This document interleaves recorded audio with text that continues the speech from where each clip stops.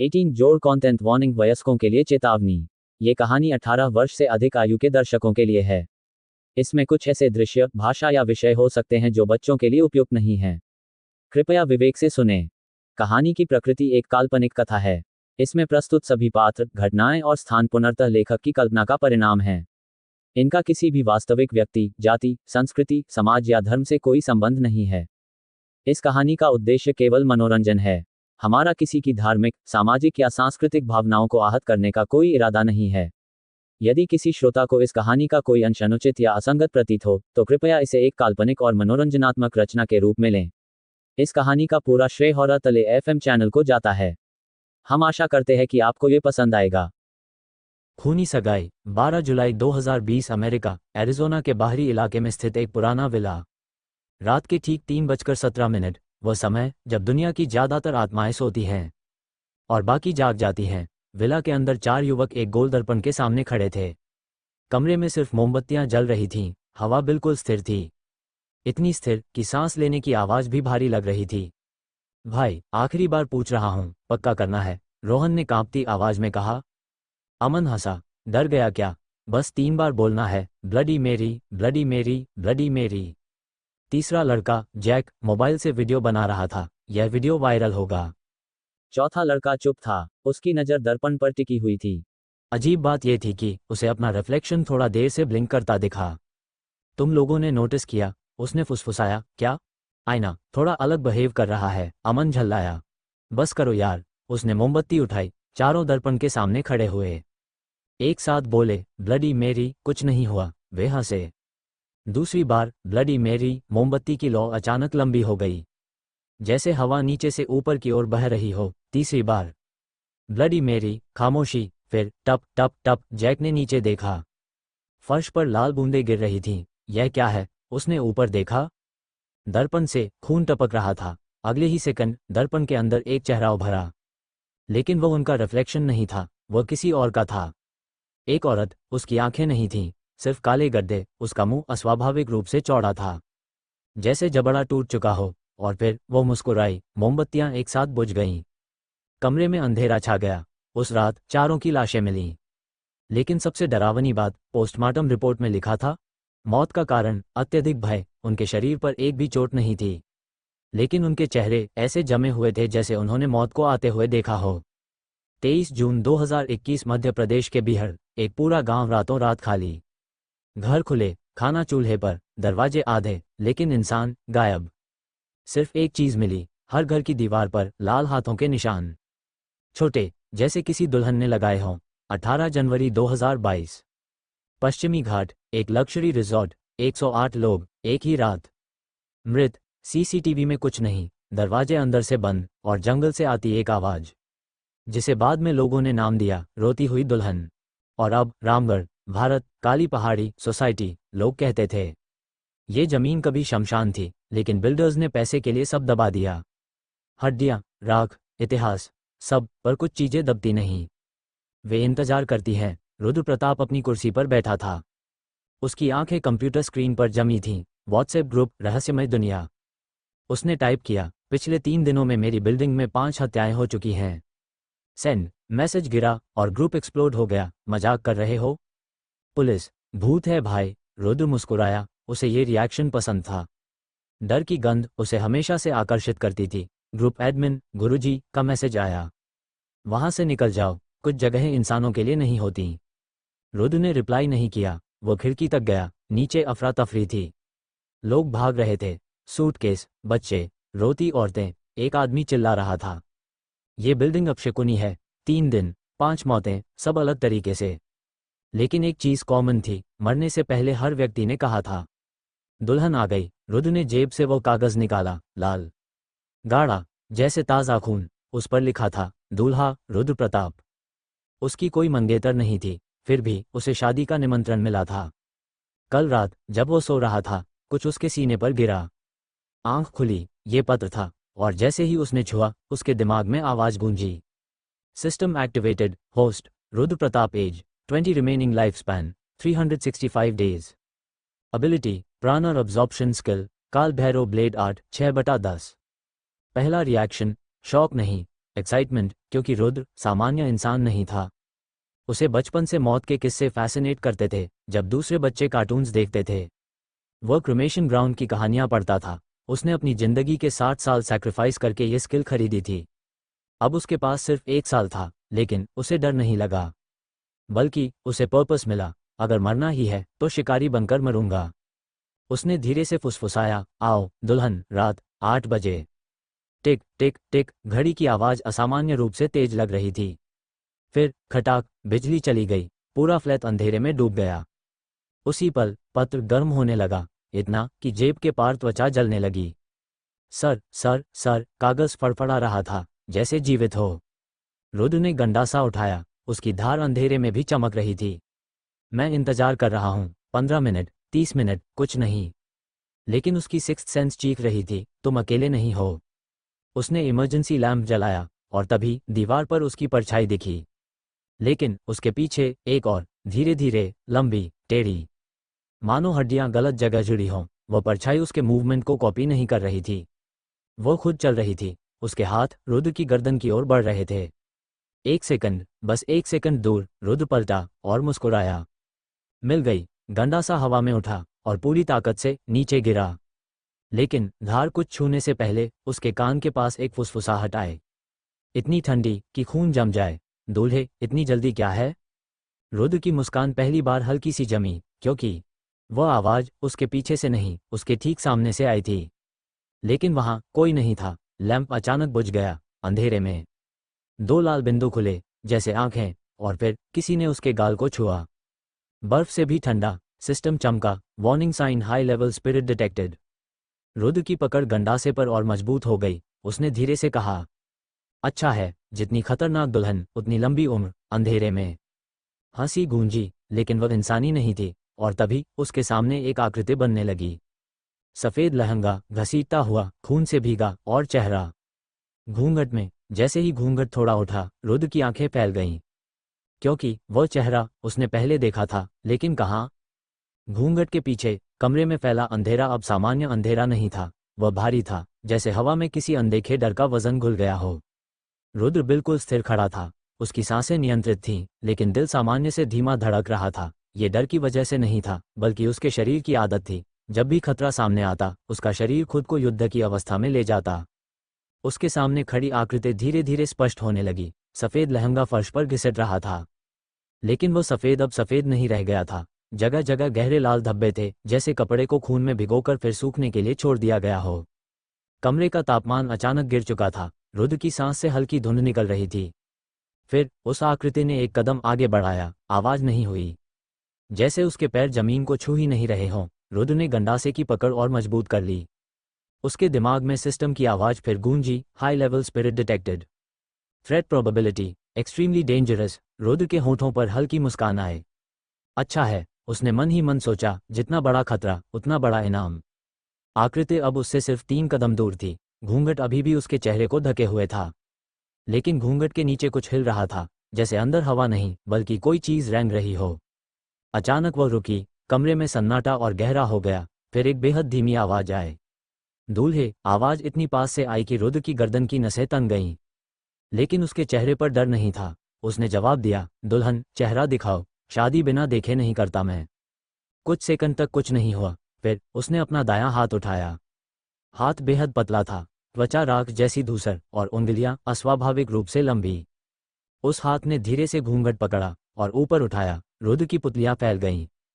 चेहरा, वह आधा सुंदर था और आधा भयानक। चेहरे का दाहिना हिस्सा एक बेहद खूबसूरत युवती का था, गोरी त्वचा, बड़ी आंख, हल्के लाल होंठ। लेकिन बायां हिस्सा, त्वचा पूरी तरह फटी हुई, जैसे किसी ने मांस नोच लिया हो। उस तरफ की आंख नहीं थी, सिर्फ एक काला गड्ढा जिसके अंदर कुछ हिल रहा था। रुद्र ने ध्यान से देखा। वह कीड़े थे, छोटे सफ़ेद कीड़े, जो उसके चेहरे के अंदर रेंग रहे थे। फिर भी वो मुस्कुरा रही थी। क्या मैं सुंदर नहीं हूँ, दूल्हे? रुद्र ने बिना पलक झपकाए कहा, तुम्हें देखकर लगता है शादी के बाद मेकअप पर काफ़ी खर्च आएगा। कुछ पल के लिए कमरा पूरी तरह शांत हो गया। फिर वो हंसी, लेकिन वो हंसी किसी इंसान की नहीं थी। उसमें कई आवाज़ें मिली हुई थीं, जैसे दर्जनों लोग एक साथ हंस रहे हों। अचानक वह गायब हो गई। रुद्र की आंखें सिकुड़ गईं। उसने तुरंत पीछे वार किया। गंदा सा हवा चीरता हुआ गया। टन, जैसे लोहे से टकराया हो। एक तीखी चीख कमरे में गूंजी और वो फिर दिखाई दी, इस बार छत पर। उसका शरीर उल्टा चिपका हुआ था, गर्दन पूरी तरह मुड़ी हुई। वो उसे घूर रही थी, अब उसकी खूबसूरत वाली आंख भी पूरी काली हो चुकी थी। सिस्टम फिर चमका, spirit hostility increasing, danger level rising. अगले ही पल वो टूटकर नीचे गिरी नहीं, झपटी। उसकी गति इंसानी आंखों से तेज थी, लेकिन रुद्र पहले ही तैयार था। उसने एक कदम साइड लिया, गंडासा तिरछा घुमाया, धार उसके कंधे से गुजरी। इस बार साफ महसूस हुआ, कुछ कटा था, फर्श पर काले रंग का तरल गिरा। वो खून नहीं था, उससे सड़ांध की गंध आ रही थी। दुल्हन पीछे हट गई। उसका चेहरा अब गुस्से से विकृत था। तुम मुझे चोट कैसे पहुंचा सकते हो? रुद्र ने शांत आवाज में कहा, मैं कसाई का औजार यूं ही नहीं लाया, इसमें मौत की आदत है। वो गुर्राई। कमरे की खिड़कियां अचानक खुल गईं, तेज हवा अंदर घुस आए। लैंप टूटकर फर्श पर गिर गया, अब सिर्फ बाहर से आती हल्की चांदनी बची थी। और उसी चांदनी में रुद्र ने देखा, उसके पीछे एक नहीं, 3 और आकृतियां खड़ी थीं। सबने दुल्हन का जोड़ा पहना था। सबके चेहरे घूंघट में थे। उसने धीरे से सांस छोड़ी, तो बारात भी लाई हो। अचानक चारों उसकी ओर बढ़ी। रुद्र ने तुरंत निर्णय लिया। सीधी लड़ाई बेवकूफ़ी होती। उसने अपनी प्राण ऊर्जा जगाई। उसकी नसों में जैसे आग दौड़ गई। काल भैरव तलवार विद्या सक्रिय। उसकी पकड़ बदल गई। अब वो गंडासा नहीं पकड़ रहा था, जैसे हथियार उसका हिस्सा बन गया हो। पहली दुल्हन झपटी, रुद्र नीचे झुका, घुटने के बल घूमकर वार किया। धार उसके पैरों से गुजरी, उसका शरीर धुएं में बदल गया। लेकिन बाकी 3 रुकने वाली नहीं थीं। एक ने पीछे से पकड़ लिया। उसका स्पर्श बर्फ से भी ठंडा। रुद्र के शरीर की गर्मी तेजी से खींचने लगी। सिस्टम चेतावनी देने लगा, लाइफ फोर्स ड्रेनिंग। रुद्र ने दांत भींचे और बिना देखे पीछे वार कर दिया। चीख, पकड़ ढीली हुई। उसी पल सामने वाली ने उसका गला पकड़ लिया। उसका चेहरा अब कुछ इंच दूर था। उसके मुंह से काला तरल टपक रहा था। अब तुम हमेशा मेरे रहोगे। रुद्र की सांस रुकने लगी, लेकिन वो मुस्कुराया, धीरे से बोला, यही गलती सब करते हैं, मुझे कमजोर समझने की। अचानक उसके शरीर से गर्म लहर निकली। प्राण ऊर्जा विस्फोट। दुल्हन पीछे उछल गई। रुद्र ने मौका नहीं छोड़ा। पूरी ताकत से ऊपर से वार किया। धार उसके सिर से नीचे तक चली गई। इस बार वो धुएं में नहीं बदली, वो जमीन पर तड़पने लगी। सिस्टम चमका, स्पिरिट सिवियरली डैमेज्ड, प्राणा अवेलेबल फॉर अब्जॉर्प्शन। रुद्र आगे बढ़ा। जैसे ही उसने हाथ बढ़ाया, बाकी 2 दुल्हनों ने एक साथ चीख मारी, इतनी तेज कि कांच चटक गए। और फिर कुछ अप्रत्याशित हुआ। फर्श पर पड़ी घायल दुल्हन मुस्कुराने लगी, उसका शरीर पिघलने लगा और धीरे धीरे बाकी दोनों उसमें समाने लगी। रुद्र की आंखें सिकुड़ गईं। फ्यूजन। कुछ ही सेकंड में वह पहले से 2 गुनी बड़ी हो चुकी थी। उसका मुंह अब सामान्य से 3 गुना खुल चुका था। रीढ़ बाहर उभरी हुई, उंगलियां पंजों जैसी। सिस्टम की आवाज पहले से ज्यादा गंभीर थी। Warning, elite spirit manifesting. इस बार रुद्र ने भी पहली बार महसूस किया, ये लड़ाई आसान नहीं होगी। और तभी वो चीज मुस्कुराए।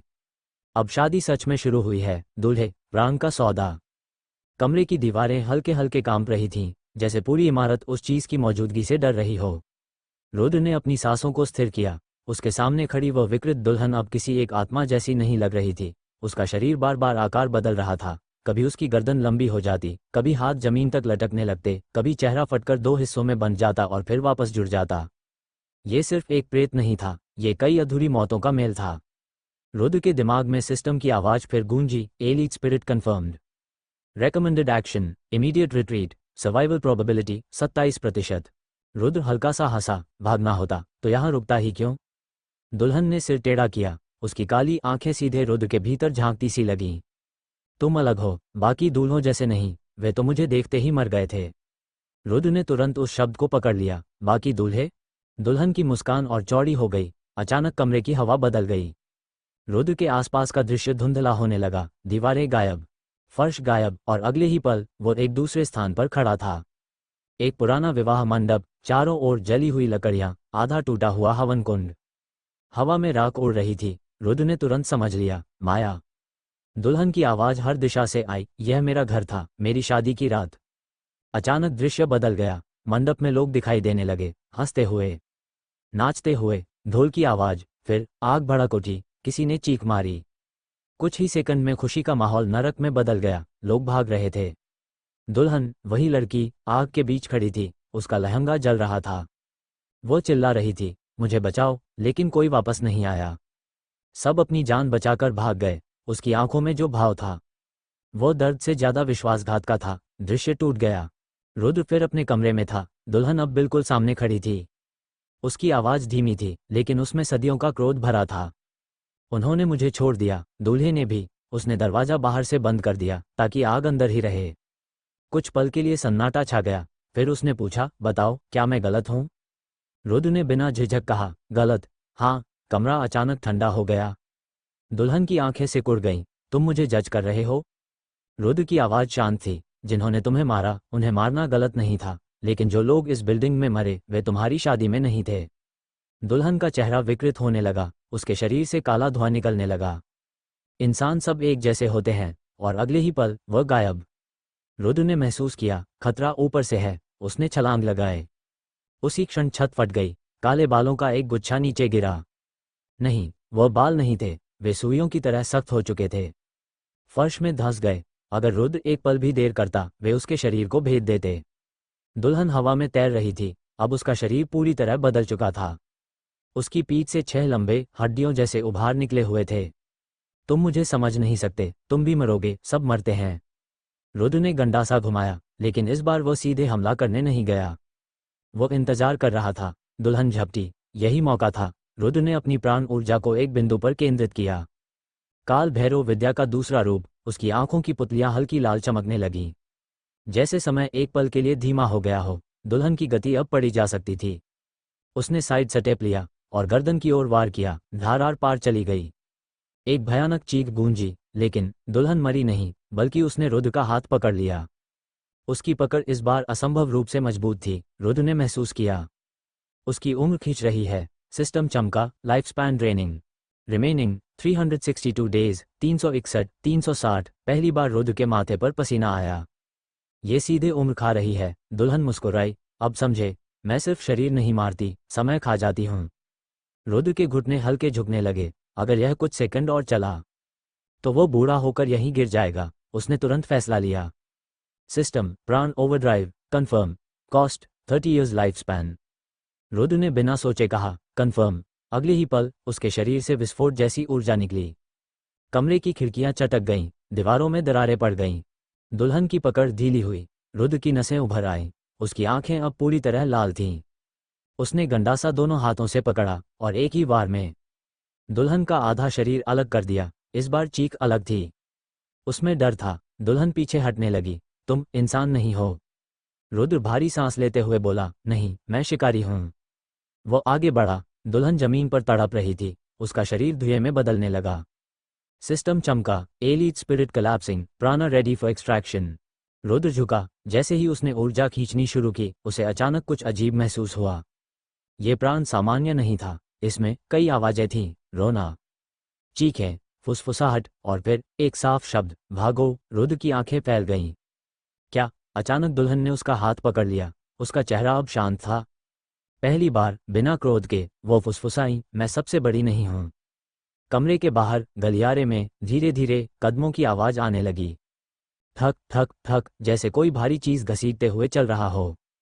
सिस्टम अचानक लाल हो गया। Catastrophic threat detected. रुद्र ने दरवाजे की ओर देखा। दरवाजा अपने आप खुलने लगा। अंधेरे गलियारे में 2 बेहद ऊंची परछाइयां खड़ी थीं, कम से कम 8 फीट, और उनकी आंखें एक साथ खुलीं। जो दरवाजे के बाहर खड़ा था। दरवाजा पूरी तरह खुल चुका था। गलियारे का अंधेरा कमरे के अंदर बहता हुआ सा महसूस हो रहा था। वह सामान्य अंधेरा नहीं था, उसमें एक गहराई थी, जैसे रोशनी उसमें घुसकर लौटना भूल जाए। रुद्र धीरे धीरे सीधा खड़ा हुआ। उसकी हथेली अभी भी उस टूटी हुई दुल्हन की प्राण ऊर्जा से झंझना रही थी, लेकिन उसका ध्यान अब पूरी तरह दरवाजे पर था। 2 परछाइयां, लंबी, असामान्य रूप से स्थिर, और सबसे डरावनी बात, वे हिल नहीं रही थीं, फिर भी ऐसा लग रहा था जैसे हर सेकंड पास आ रही हों। फर्श पर पड़ी दुल्हन ने कांपती आवाज में कहा, वे आ गए। रुद्र की नज़र एक पल के लिए उसकी ओर गई। कौन? उसने जवाब नहीं दिया। उसका शरीर तेजी से धुएं में बदल रहा था। प्राण ऊर्जा बिखर रही थी, जैसे कोई अदृश्य शक्ति उसे खींच रही हो। सिस्टम चमका। Warning, higher order entities detected. Immediate absorption recommended. Rudra ने देर नहीं की। उसने हाथ आगे बढ़ाया और बची हुई प्राण ऊर्जा को खींच लिया। जैसे ही ऊर्जा उसके शरीर में दाखिल हुई, एक झटका सा लगा। यह ऊर्जा अलग थी, गहरी, भारी, उसके दिमाग में एक साथ कई दृश्य चमके, आग, चीखें, टूटा हुआ मंडप, बंद दरवाज़ा, जलती हुई सांस। और फिर सब शांत। सिस्टम की आवाज़ बदली, प्राणा absorbed. Life span increased, remaining life span 412 days. Rudra ने धीमी सांस छोड़ी। लगभग 50 दिन, एक लड़ाई, और 50 दिन। उसकी आंखों में चमक आए, लेकिन वो चमक ज़्यादा देर टिक नहीं पाई, क्योंकि गलियारे से आती ठंड अब उसकी हड्डियों तक उतर रही थी। ठक ठक ठक आवाज़ फिर आई, इस बार साफ, जैसे कोई भारी धातु जमीन पर घसीट रहा हो। पहली परछाई धीरे धीरे रोशनी की सीमा में आई, और रुद्र की पुतलियां से कुड़ गईं। वो इंसान जैसा था, लेकिन अनुपात गलत थे। हाथ बहुत लंबे, घुटने उल्टी दिशा में मुड़े हुए। त्वचा नहीं थी, उसका पूरा शरीर काले चमकदार मांस जैसा दिख रहा था, जैसे त्वचा उतार दी गई हो। चेहरा सपाट, नाक नहीं, होंठ नहीं, सिर्फ एक लंबी दरार जहां से हल्की सफ़ेद भाप निकल रही थी। और आंखें पूरी तरह दूधिया, बिना पुतलियों के। दूसरी आकृति उससे भी ऊंची थी। उसका सिर छत से टकरा रहा था, उसके हाथ में कुछ था। रुद्र ने ध्यान से देखा। वो एक विशाल लोहे की कील थी, इतनी बड़ी कि किसी इंसान के आर पार जा सके। सिस्टम अचानक तेज ध्वनि के साथ चमका, gravekeepers identified, threat level unknown, recommended action do not engage. Rudra ने धीरे से बुदबुदाया, ग्रेवकीपर, कब्रों के रखवाले। पहली आकृति ने सिर झुकाया, जैसे उसने सुन लिया हो। फिर उसकी गर्दन से एक आवाज निकली, सूखी, घिसी हुई, ऊर्जा चोरी। दूसरी ने कील को फर्श पर घसीटा, चिंगारियां उभरी, नियम भंग। रुद्र समझ गया, वे दुल्हन के लिए नहीं आए थे, वे उसके लिए आए थे। क्योंकि उसने एक ऐसी आत्मा की ऊर्जा ले ली थी जो शायद उनके अधिकार क्षेत्र में थी। कमरे की दीवार पर टंगी घड़ी अचानक गिर गई। समय रात के 8:44। लेकिन सेकंड की सुई उल्टी दिशा में घूमने लगी। रुद्र ने तुरंत प्राण ऊर्जा सक्रिय की। उसकी इंद्रियां तेज हो गईं, दिल की हर धड़कन अब साफ सुनाई दे रही थी। पहला ग्रेवकीपर अंदर आया, उसके कदमों की आवाज नहीं थी, फिर भी हर कदम पर फर्श हल्का धंस रहा था। ऊर्जा लौटाओ। रुद्र ने गंडासा उठाया, ले सकते हो तो ले लो।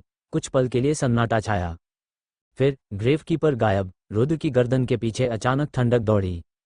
वह झुका, एक काली भुजा उसके सिर के ऊपर से गुजरी, गति इतनी तेज थी कि हवा कटने की आवाज आए। रुद्र घूमकर वार किया, धार उस चीज के धड़ से टकराई, टन जैसे पत्थर पर लगी हो। कोई कट नहीं, कोई निशान नहीं। मजबूत, उसने मन ही मन सोचा। अगले ही पल एक जोरदार झटका लगा। ग्रेवकीपर का हाथ उसके सीने से टकराया, रुद्र पीछे फेंका गया। दीवार से टकराया, प्लास्टर टूट कर गिरा। कुछ सेकंड तक उसकी सांस अटक गई। सिस्टम चमका, इंटरनल डैमेज डिटेक्टेड। रुद्र खड़ा हुआ। उसकी पसलियों में दर्द था, लेकिन उसकी आंखों में अब शिकार वाली शांति नहीं थी। अब वहां गणना थी, सीधी ताकत से नहीं होगा। दूसरा ग्रेवकीपर भी अंदर आ चुका था। उसने धीरे से कील उठाई और बिना चेतावनी फेंक दी। रुद्र साइड में कूदा। कील दीवार में धंस गई, पूरा आधा हिस्सा अंदर। अगर वह लगती तो शरीर दीवार से चिपक जाता। रुद्र ने तुरंत फैसला लिया, लड़ना इक्वल्स मौत, भागना इक्वल्स मौका। वो दरवाजे की ओर दौड़ा। पहला ग्रेवकीपर सामने आ गया। रुद्र नीचे फिसला, उसके पैरों के बीच से निकल गया। गलियारे में पहुंचते ही उसे एहसास हुआ, यह वही बिल्डिंग नहीं लग रही। गलियारा लंबा था, बहुत लंबा, जितना होना चाहिए उससे कई गुना। पीछे कदमों की आवाज नहीं आ रही थी, फिर भी वे पीछे थे। रुद्र दौड़ता रहा, एक दरवाजे के पास से गुजरा, फिर दूसरे से। फिर उसने देखा, हर दरवाजे पर एक लाल हथेली का निशान था। उसे अचानक बिहार वाले गांव की बात याद आई, ठीक उसी तरह के निशान। ये सब जुड़ा हुआ है। अचानक सामने का बल्ब फूटा, कांच बिखरा, और रोशनी में एक तीसरी आकृति खड़ी थी। ये ग्रेवकीपर नहीं था, ये कुछ और था। एक छोटा बच्चा, लगभग 7 साल का, स्कूल यूनिफॉर्म में, सिर झुका हुआ, हाथ में एक लाल गुब्बारा। रुद्र धीमा पड़ा। बच्चे ने सिर उठाया, उसकी आंखें पूरी तरह काली थीं। फिर उसने पूछा, क्या आपने मेरी मम्मी को देखा है? पीछे दोनों ग्रेवकीपर गलियारे में मुड़ चुके थे, आगे ये बच्चा। रुद्र समझ गया, ये बिल्डिंग सिर्फ एक शिकारगाह नहीं, यह एक दरवाज़ा है, और वह शायद उसे खोल चुका है। बच्चा मुस्कुराया, उसके होंठ जरूरत से ज्यादा फैल गए। आपसे मौत की गंध आ रही है। रुद्र ने गंडासा फिर से कसकर पकड़ा। उसने धीरे से कहा, अच्छा है, क्योंकि मैं अभी मरने वाला नहीं हूं। उसी क्षण पूरा गलियारा अंधेरे में डूब गया। काली पहाड़ी का दरवाजा, अंधेरा, इतना गहरा कि हाथ आंखों के सामने रखने पर भी दिखाई न दे। रुद्र बिल्कुल स्थिर खड़ा था। उसने अपनी सांस रोक ली। अंधेरे में देखने से ज्यादा जरूरी था सुनना। पीछे धीमे भारी कदम, ग्रेवकीपर, आगे हल्की सी हंसी, वो बच्चा, और बीच में वह खुद। उसने धीरे से अपनी प्राण ऊर्जा फैलानी शुरू की। यह कोई हमला नहीं था, बल्कि एक अदृश्य स्पर्श जैसा था, जिससे वह आसपास की चीजों की मौजूदगी महसूस कर सकता था। बाईं ओर दीवार, दाईं ओर टूटी रेलिंग, फर्श पर कांच, और ठीक 3 कदम सामने वो बच्चा खड़ा था। अचानक गुब्बारे के रगड़ने की आवाज आए। ची, जैसे नाखून कांच पर खींच दिए गए हों, बच्चे ने फुसफुसाया। आप भाग क्यों नहीं रहे? रुद्र ने शांत स्वर में कहा। क्योंकि तुम मुझे भागने नहीं दोगे। कुछ सेकंड की चुप्पी। फिर बच्चा हंसा। वह हंसी मासूम नहीं थी, उसमें एक अजीब परिपक्वता थी, जैसे कोई बूढ़ा आदमी बच्चे की आवाज में हंस रहा हो। सही जवाब। अचानक गलियारे के दूर वाले छोर पर हल्की नीली रोशनी जली। बस उतनी की आकृतियां छाया बनकर दिखने लगे। रुद्र ने देखा, ग्रेवकीपर रुक गए थे। वे बच्चे से करीब 10 कदम दूर खड़े थे, लेकिन आगे नहीं बढ़ रहे थे, जैसे कोई अदृश्य सीमा हो। रुद्र के दिमाग में तुरंत एक विचार चमका, वे इससे बच रहे हैं। इसका मतलब साफ था, ये बच्चा उनसे भी खतरनाक हो सकता है। बच्चे ने सिर टेढ़ा किया। आप समझदार हैं, इसलिए अभी तक जिंदा हैं। रुद्र ने पूछा, तुम क्या हो? बच्चे ने तुरंत जवाब नहीं दिया। उसने गुब्बारा छोड़ दिया, लेकिन गुब्बारा ऊपर नहीं गया। वो हवा में वहीं रुक गया, फिर धीरे धीरे खुद घूमने लगा, जैसे कोई उसे पकड़े हो, जबकि वहां कोई नहीं था। बच्चा बोला, मैं यहाँ रहता हूँ। नाम? कुछ पल चुप्पी, फिर, लोग मुझे दरवाजे वाला कहते थे। रुद्र की भौं हल्की से कुड़ी। दरवाजा। बच्चे ने पीछे की ओर इशारा किया। रुद्र ने मुड़कर देखा, और पहली बार उसे एहसास हुआ, गलियारे की दीवार पर एक दरवाजा था। लेकिन वो सामान्य दरवाजा नहीं था, पूरी तरह काला। उस पर कोई हैंडल नहीं, कोई ताला नहीं, बस लकड़ी पर उभरे हुए सैकड़ों छोटे हाथों के निशान, जले हुए, जैसे किसी ने अंदर से निकलने की कोशिश की हो। रुद्र ने धीरे से पूछा, ये पहले यहाँ नहीं था, है ना? बच्चा मुस्कुराया, ये हमेशा यहीं था, बस हर किसी को दिखाई नहीं देता। पीछे खड़े ग्रेवकीपर हल्के हल्के कांपने लगे, उनकी दूधिया आंखें अब दरवाजे पर थीं। पहली बार रुद्र ने उनमें डर जैसा कुछ देखा। बच्चा बोला, आपने एक दुल्हन को मुक्त किया, इसलिए ये जाग गया। यह क्या है? बच्चे की मुस्कान गायब हो गई, उसकी आवाज अब फुसफुसाहट में बदल गई। ये रास्ता है जहां अधूरी मौतें जाती हैं। रुद्र के शरीर में ठंडक उतर गई। अचानक दरवाजे के उस पार से आवाज आई, थक, जैसे किसी ने अंदर से थपकी दी हो। फिर थक थक, फिर कई थक थक थक थक। रुद्र का गला सूख गया। अंदर कितने हैं? बच्चे ने धीरे से कहा, गिनती किसी ने नहीं की। एक लंबी दरार दरवाजे पर उभरी, जैसे लकड़ी सांस ले रही हो। रुद्र ने तुरंत नजर हटाई, इसे खोलना नहीं चाहिए। बच्चे ने उसे देखा, आप पहले ही खोल चुके हैं। उसी पल रुद्र के सिस्टम में तेज झटका महसूस हुआ। New location registered. Black hill Gate, hidden quest triggered, seal the gate. Reward, failure, catastrophic event. Rudra की आंखें सिकुड़ गईं। सील करूं? कैसे? उत्तर नहीं मिला। सिस्टम शांत हो गया। पीछे खड़े ग्रेवकीपर अचानक एक साथ घुटनों पर गिर गए, जैसे किसी भारी दबाव ने उन्हें झुका दिया हो। बच्चा धीरे धीरे दरवाजे के पास गया। उसने अपनी छोटी हथेली उस पर रखी, थक थक की आवाज बंद हो गई। पूरी बिल्डिंग में एक पल के लिए सन्नाटा छा गया। फिर उसने कहा, मैं इसे ज्यादा देर रोक नहीं सकता। रुद्र ने पूछा, तुम मेरी मदद क्यों कर रहे हो? बच्चा कुछ देर सोचता रहा, फिर बोला, क्योंकि अगर यह खुल गया तो मैं भी नहीं बचूंगा। अचानक रुद्र को एक और मौजूदगी महसूस हुई, लेकिन इस बार न आगे न पीछे। ऊपर। उसने सिर उठाया। छत पर काले दाग फैल रहे थे, जैसे पानी रिस रहा हो, लेकिन वो पानी नहीं था, वो परछाइयां थीं, और वे नीचे टपकने लगीं। पहली बूंद फर्श पर गिरी और तुरंत एक हाथ का आकार बन गया। फिर दूसरी, फिर तीसरी। कुछ ही सेकंड में फर्श पर दर्जनों काले हाथ रेंग रहे थे। बच्चा फुसफुसाया, वे जाग रहे हैं। ग्रेवकीपर पीछे हटने लगे। रुद्र ने गंडासा उठाया, इनसे लड़ सकता हूं। बच्चे ने सीधे उसकी आंखों में देखा, और पहली बार उसके चेहरे पर डर साफ दिखा। इनसे नहीं, इनसे सिर्फ भागा जाता है। उसी पल काला दरवाजा भीतर की ओर हल्का सा खुला। बस 1 इंच, लेकिन उस 1 इंच की दरार से जो हवा बाहर आए, वो सड़ांध नहीं थी, वो मौत की गंध थी। और उस अंधेरे में कुछ विशाल हिला, इतना विशाल कि दरवाजा छोटा लगने लगा। रुद्र की पकड़ गंडासे पर कस गई। उसने महसूस किया, ये तो बस शुरुआत है। रुद्र को सबसे पहले गंध आई। वह गंध इतनी हल्की थी कि अगर कोई सामान्य व्यक्ति वहां खड़ा होता तो शायद उसे महसूस भी नहीं करता। लेकिन रुद्र अब सामान्य नहीं रहा था। पिछले कुछ घंटों में उसके अंदर कुछ बदल गया था, जैसे उसकी इंद्रियां तेज हो गई हों, जैसे दुनिया की परतें अब पहले से ज्यादा साफ दिखाई देने लगी हों। ये गंध सड़ी हुई मिट्टी और पुराने लोहे की मिली जुली थी, और उसके पीछे एक और गंध छिपी थी, ताजे खून की। वो धीरे धीरे पलटा। सीढ़ियों के उस अंधेरे हिस्से की तरफ जहां बल्ब कुछ मिनट पहले ही बुझ गया था। वहां कुछ नहीं दिख रहा था, लेकिन कुछ नहीं भी कभी कभी सबसे डरावनी चीज होती है। ऊपर की मंजिल से हल्की सी खट खट की आवाज आई, जैसे कोई नंगे पैर धीरे धीरे चल रहा हो। रुद्र ने गंडासे की पकड़ कस ली। उसका हाथ ठंडा था, लेकिन हथेलियों में पसीना था। उसने अपने आप को याद दिलाया, डरना मना है, डरोगे तो मरोगे। उसने धीरे से आवाज लगाई, कौन है? कोई जवाब नहीं, बस वही खट खट। फिर अचानक आवाज बंद हो गई। पूरा बिल्डिंग फिर से वैसी ही खामोशी में डूब गया, जिसमें अपने दिल की धड़कन भी बहुत तेज सुनाई देने लगती है। तभी उसकी आंखों के सामने हल्की सी नीली रोशनी चमकी। सिस्टम। एक पारदर्शी पैनल हवा में उभरा। चेतावनी, शत्रु की उपस्थिति दर्ज की गई है। दूरी लगभग 12 मीटर। स्थिति छिपा हुआ। रुद्र का गला सूख गया। 12 मीटर मतलब वह चीज बहुत दूर नहीं थी। उसने सीढ़ियों की तरफ देखा। ऊपर अंधेरा था, नीचे अंधेरा था, बीच में सिर्फ वह खड़ा था, एक इंसान जिसके पास एक हथियार था और 1 साल की जिंदगी। लेकिन उसके अंदर कहीं एक और भावना उठ रही थी, जिज्ञासा। अगर वह भाग जाता तो शायद बच सकता था, कुछ समय के लिए, लेकिन सिस्टम ने साफ कहा था, जिंदगी बढ़ाने का एक ही तरीका है, शिकार करो। उसने धीरे से पहला कदम ऊपर रखा। सीढ़ी ने कर की आवाज की। वह रुक गया। फिर दूसरा कदम, तीसरा। हर कदम के साथ उसे ऐसा लग रहा था जैसे अंधेरा उसे देख रहा हो। जैसे दीवारों में आंखें हों। पहली मंजिल का गलियारा सामने था। दरवाजे बंद थे, कुछ पर ताले लगे थे, कुछ आधे खुले थे, जैसे लोग जल्दी में भागे हों। एक दरवाजे के बाहर बच्चों की छोटी सी चप्पल पड़ी थी। रुद्र का दिल हल्का सा डूबा। यहाँ कभी लोग रहते थे। हंसी होती होगी।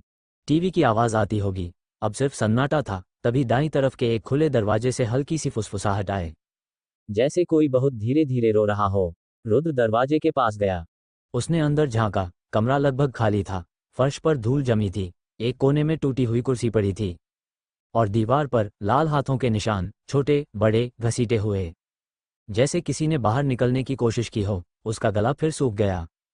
सिस्टम का पैनल फिर चमका। शत्रु दूरी 8 मीटर मतलब वो चीज इस कमरे में नहीं थी, उसके बहुत करीब थी। तभी पीछे से ठंडी हवा का झोंका आया, इतना ठंडा कि उसकी गर्दन के पीछे की त्वचा सिहर गई। वो झटके से पलटा। गलियारे के आखिर में कोई खड़ा था, एक औरत, या कम से कम उसका आकार। उसके लंबे बाल चेहरे पर झूल रहे थे। सफेद कपड़ा उसके शरीर से ऐसे लटक रहा था जैसे वह भीग चुका हो। लेकिन सबसे अजीब बात यह थी कि उसके पैर फर्श को छू नहीं रहे थे। वह हल्का सा हवा में झूल रही थी। रुद्र का दिल एक पल के लिए धड़कना भूल गया। फिर सिस्टम की आवाज आई, लक्ष्य पहचाना गया, प्रकार बंधी हुई आत्मा, खतरे का स्तर मध्यम। मध्यम, ये शब्द सुनकर उसके अंदर थोड़ी हिम्मत आए। अगर यह मध्यम है तो शायद वो कर सकता है। उसने गंडासा थोड़ा ऊपर उठाया। औरत हिली नहीं, बस खड़ी रही। फिर धीरे धीरे उसका सिर उठा। बालों के पीछे से 2 काली गहरी आंखें दिखीं। उनमें कोई चमक नहीं थी, बस खालीपन। फिर उसका मुंह खुला और एक अजीब सी आवाज निकली, जैसे कई लोग एक साथ फुसफुसा रहे हों। तुम देख सकते हो मुझे? रुद्र ने जवाब नहीं दिया। वह धीरे धीरे आगे बढ़ा। हर कदम नापा हुआ।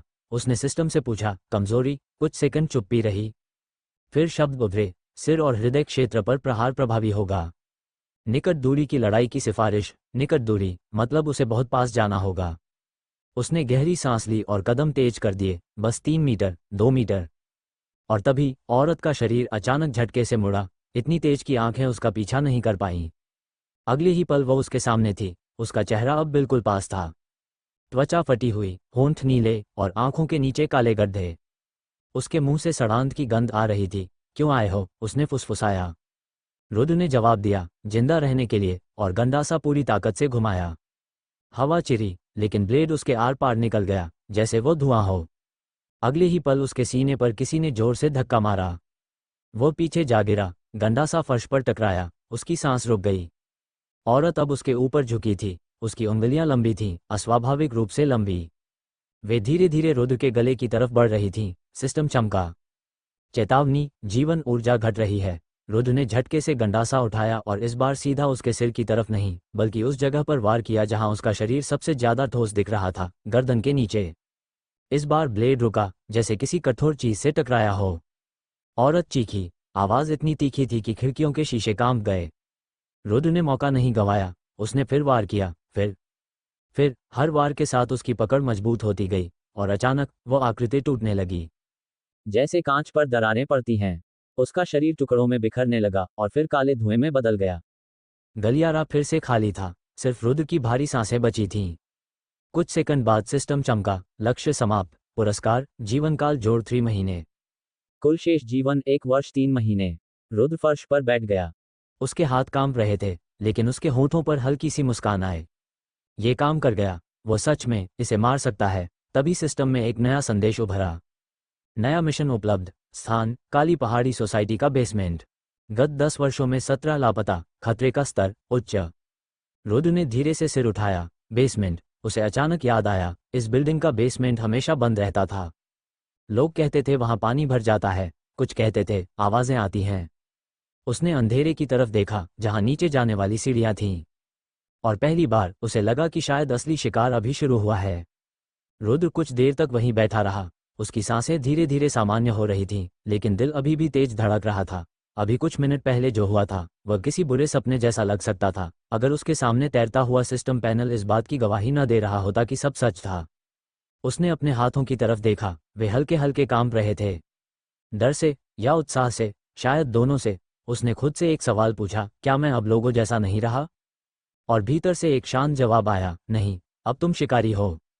गलियारे में फैली ठंडी हवा अब पहले जितनी भयावह नहीं लग रही थी, बल्कि उसमें एक अजीब सी स्पष्टता थी, जैसे उसकी इंद्रियां इस अंधेरे की आदी होने लगी हों। तभी सिस्टम फिर चमका, पहली आत्मा के विनाश पर बोनस सक्रिय। नई क्षमता अनलॉक, संवेदन दृष्टि। रुद्र की भौहें सिकुड़ गईं। सक्रिय करो, उसने धीरे से कहा। अगले ही पल उसकी आंखों के सामने दुनिया बदल गई।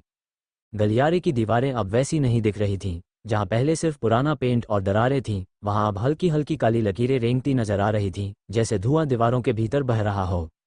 कुछ जगहों पर वह धुआं ज्यादा गाढ़ा था, एक दरवाजे के पास तो लगभग जम सा गया था। सिस्टम ने तुरंत जानकारी दी, नकारात्मक ऊर्जा के अवशेष। हाल ही में सक्रिय आत्मा का प्रभाव। रुद्र धीरे धीरे खड़ा हुआ। उसने महसूस किया कि उसका शरीर पहले से हल्का लग रहा है, जैसे थकान उतनी गहरी नहीं रही। क्या यह उन 3 महीनों का असर था, या सिस्टम शरीर को भी बदल रहा था? उसने गंडासा उठाया और सीढ़ियों की तरफ देखा। नीचे बेसमेंट। उच्च खतरा। सामान्य इंसान होता तो शायद सुबह होने का इंतजार करता, लेकिन रुद्र जानता था डर से भागना अब विकल्प नहीं था। और सच कहें तो उसके भीतर एक अजीब सी खिंचाव भी थी, जैसे अंधेरा उसे बुला रहा हो। वो सीढ़ियों की तरफ बढ़ा। पहला कदम नीचे रखते ही तापमान बदल गया। ऊपर की मंजिल ठंडी थी, लेकिन यहाँ ये ठंड अलग थी, भारी, गीली, जैसे हवा में पानी घुला हो। नीचे से एक बदबू उठ रही थी, सड़ी हुई चीज़ों की, फफूंदी की, और कुछ ऐसा जिसकी पहचान उसका दिमाग नहीं करना चाहता था। हर कदम पर सीढ़ियां हल्की सी कराहती। नीचे पहुंचते पहुंचते ऊपर की रोशनी पूरी तरह गायब हो गई। अब सिर्फ अंधेरा था। रुद्र ने मोबाइल निकाला और टॉर्च ऑन की। पीली रोशनी ने एक संकरी जगह को उजागर किया। बेसमेंट उम्मीद से बड़ा था।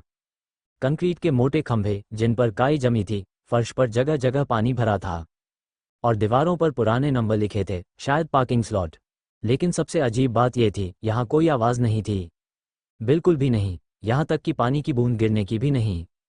जैसे इस जगह ने ध्वनि को निगल लिया हो। सिस्टम अचानक चमका। चेतावनी, उच्च घनत्व की नकारात्मक ऊर्जा दर्ज। रुद्र ने टॉर्च घुमाई। रोशनी एक खंभे पर पड़ी और वह जम गया। खंभे पर लंबी लंबी खरोंचें थीं, ऊपर से नीचे तक, जैसे किसी ने नाखूनों से कंक्रीट को नोच डाला हो। उसने हाथ बढ़ाकर एक खरोंच को छुआ। गहरी थी, बहुत गहरी। ये किसी इंसान का काम नहीं हो सकता। तभी टॉर्च की रोशनी थोड़ी आगे गई और फर्श पर कुछ चमका। रुद्र पास गया। वो एक चाबी का गुच्छा था, जंग लगा हुआ। उसके पास ही एक पुराना मोबाइल पड़ा था, स्क्रीन टूटी हुई। उसने उसे उठाया। फोन बंद था, लेकिन जैसे ही उसकी उंगलियां उस पर पड़ी, सिस्टम सक्रिय हो गया। मृत वस्तु से स्मृति अंश प्राप्त। अगले ही पल उसके दिमाग में एक झटका सा लगा और तस्वीरें उभरने लगीं। एक आदमी, लगभग 40 साल का, घबराया हुआ। वो इसी बेसमेंट में भाग रहा था, बार बार पीछे देख रहा था। उसकी सांसें टूट रही थीं। वह चिल्लाया, कोई है, दरवाजा खोलो। फिर अंधेरे से कुछ हिला, बहुत बड़ा, नीचे झुका हुआ, 4 पैरों पर, नहीं, शायद घिसटता हुआ। आदमी की चीख गूंजी। तस्वीर अचानक टूट गई। रुद्र ने फोन गिरा दिया। उसका दिल जोर से धड़क रहा था। ये क्या था? सिस्टम ने जवाब दिया, संभावित लक्ष्य, विकृत आत्मा, खतरे का स्तर उच्च। उसी क्षण पानी में हल्की सी लहर उठी। रुद्र ने टॉर्च नीचे की। पानी स्थिर था, लेकिन अभी उसने साफ देखा था, कुछ हिला था। फिर छपाक, इस बार आवाज भी आई, बेसमेंट के दूसरे छोर से। रुद्र ने रोशनी उधर घुमाई, कुछ नहीं, बस खंभों की कतार और उनके बीच गहरा अंधेरा। वो स्थिर खड़ा रहा कुछ सेकंड, कुछ नहीं हुआ। उसने एक कदम आगे बढ़ाया, छप, उसका जूता पानी में पड़ा। और उसी पल बेसमेंट के भीतर कहीं बहुत दूर से एक धीमी सी आवाज आए, जैसे कोई भारी चीज घसीट रहा हो। घ्रर घ्रर, आवाज धीरे धीरे साफ होती जा रही थी। रुद्र का गला सूख गया। उसने गंडासा कस लिया। टॉर्च की रोशनी कांप रही थी, शायद उसके हाथ की वजह से। फिर उसने देखा, दो खंभों के बीच अंधेरा थोड़ा ज्यादा गहरा था। और उस अंधेरे में कुछ हिल रहा था। पहले उसे लगा कि यह उसका भ्रम है, लेकिन फिर एक लंबी अस्वाभाविक भुजा रोशनी में आई। त्वचा धूसर, हड्डियां उभरी हुई और उंगलियां इतनी लंबी कि वे पानी को छू रही थीं। फिर दूसरी भुजा, फिर धीरे धीरे एक शरीर बाहर आया। वो चीज सीधी खड़ी नहीं थी, उसकी रीढ़ टेढ़ी थी, सिर एक तरफ झुका हुआ, और चेहरा जैसे था ही नहीं, बस मांस का धंसा हुआ हिस्सा। सिस्टम की आवाज तेज हो गई। लक्ष्य पहचाना गया, विकृत आत्मा। खतरे का स्तर उच्च। उस प्राणी ने अचानक हवा सूंघी। फिर उसका सिर झटके से रुद्र की दिशा में मुड़ा, भले ही उसकी आंखें नजर नहीं आ रही थीं। लेकिन रुद्र को पूरा यकीन था, उसने उसे देख लिया है। एक पल की खामोशी, और अगले ही क्षण वह चीज अविश्वसनीय गति से उसकी तरफ झपटी। रुद्र को प्रतिक्रिया देने का समय ही नहीं मिला।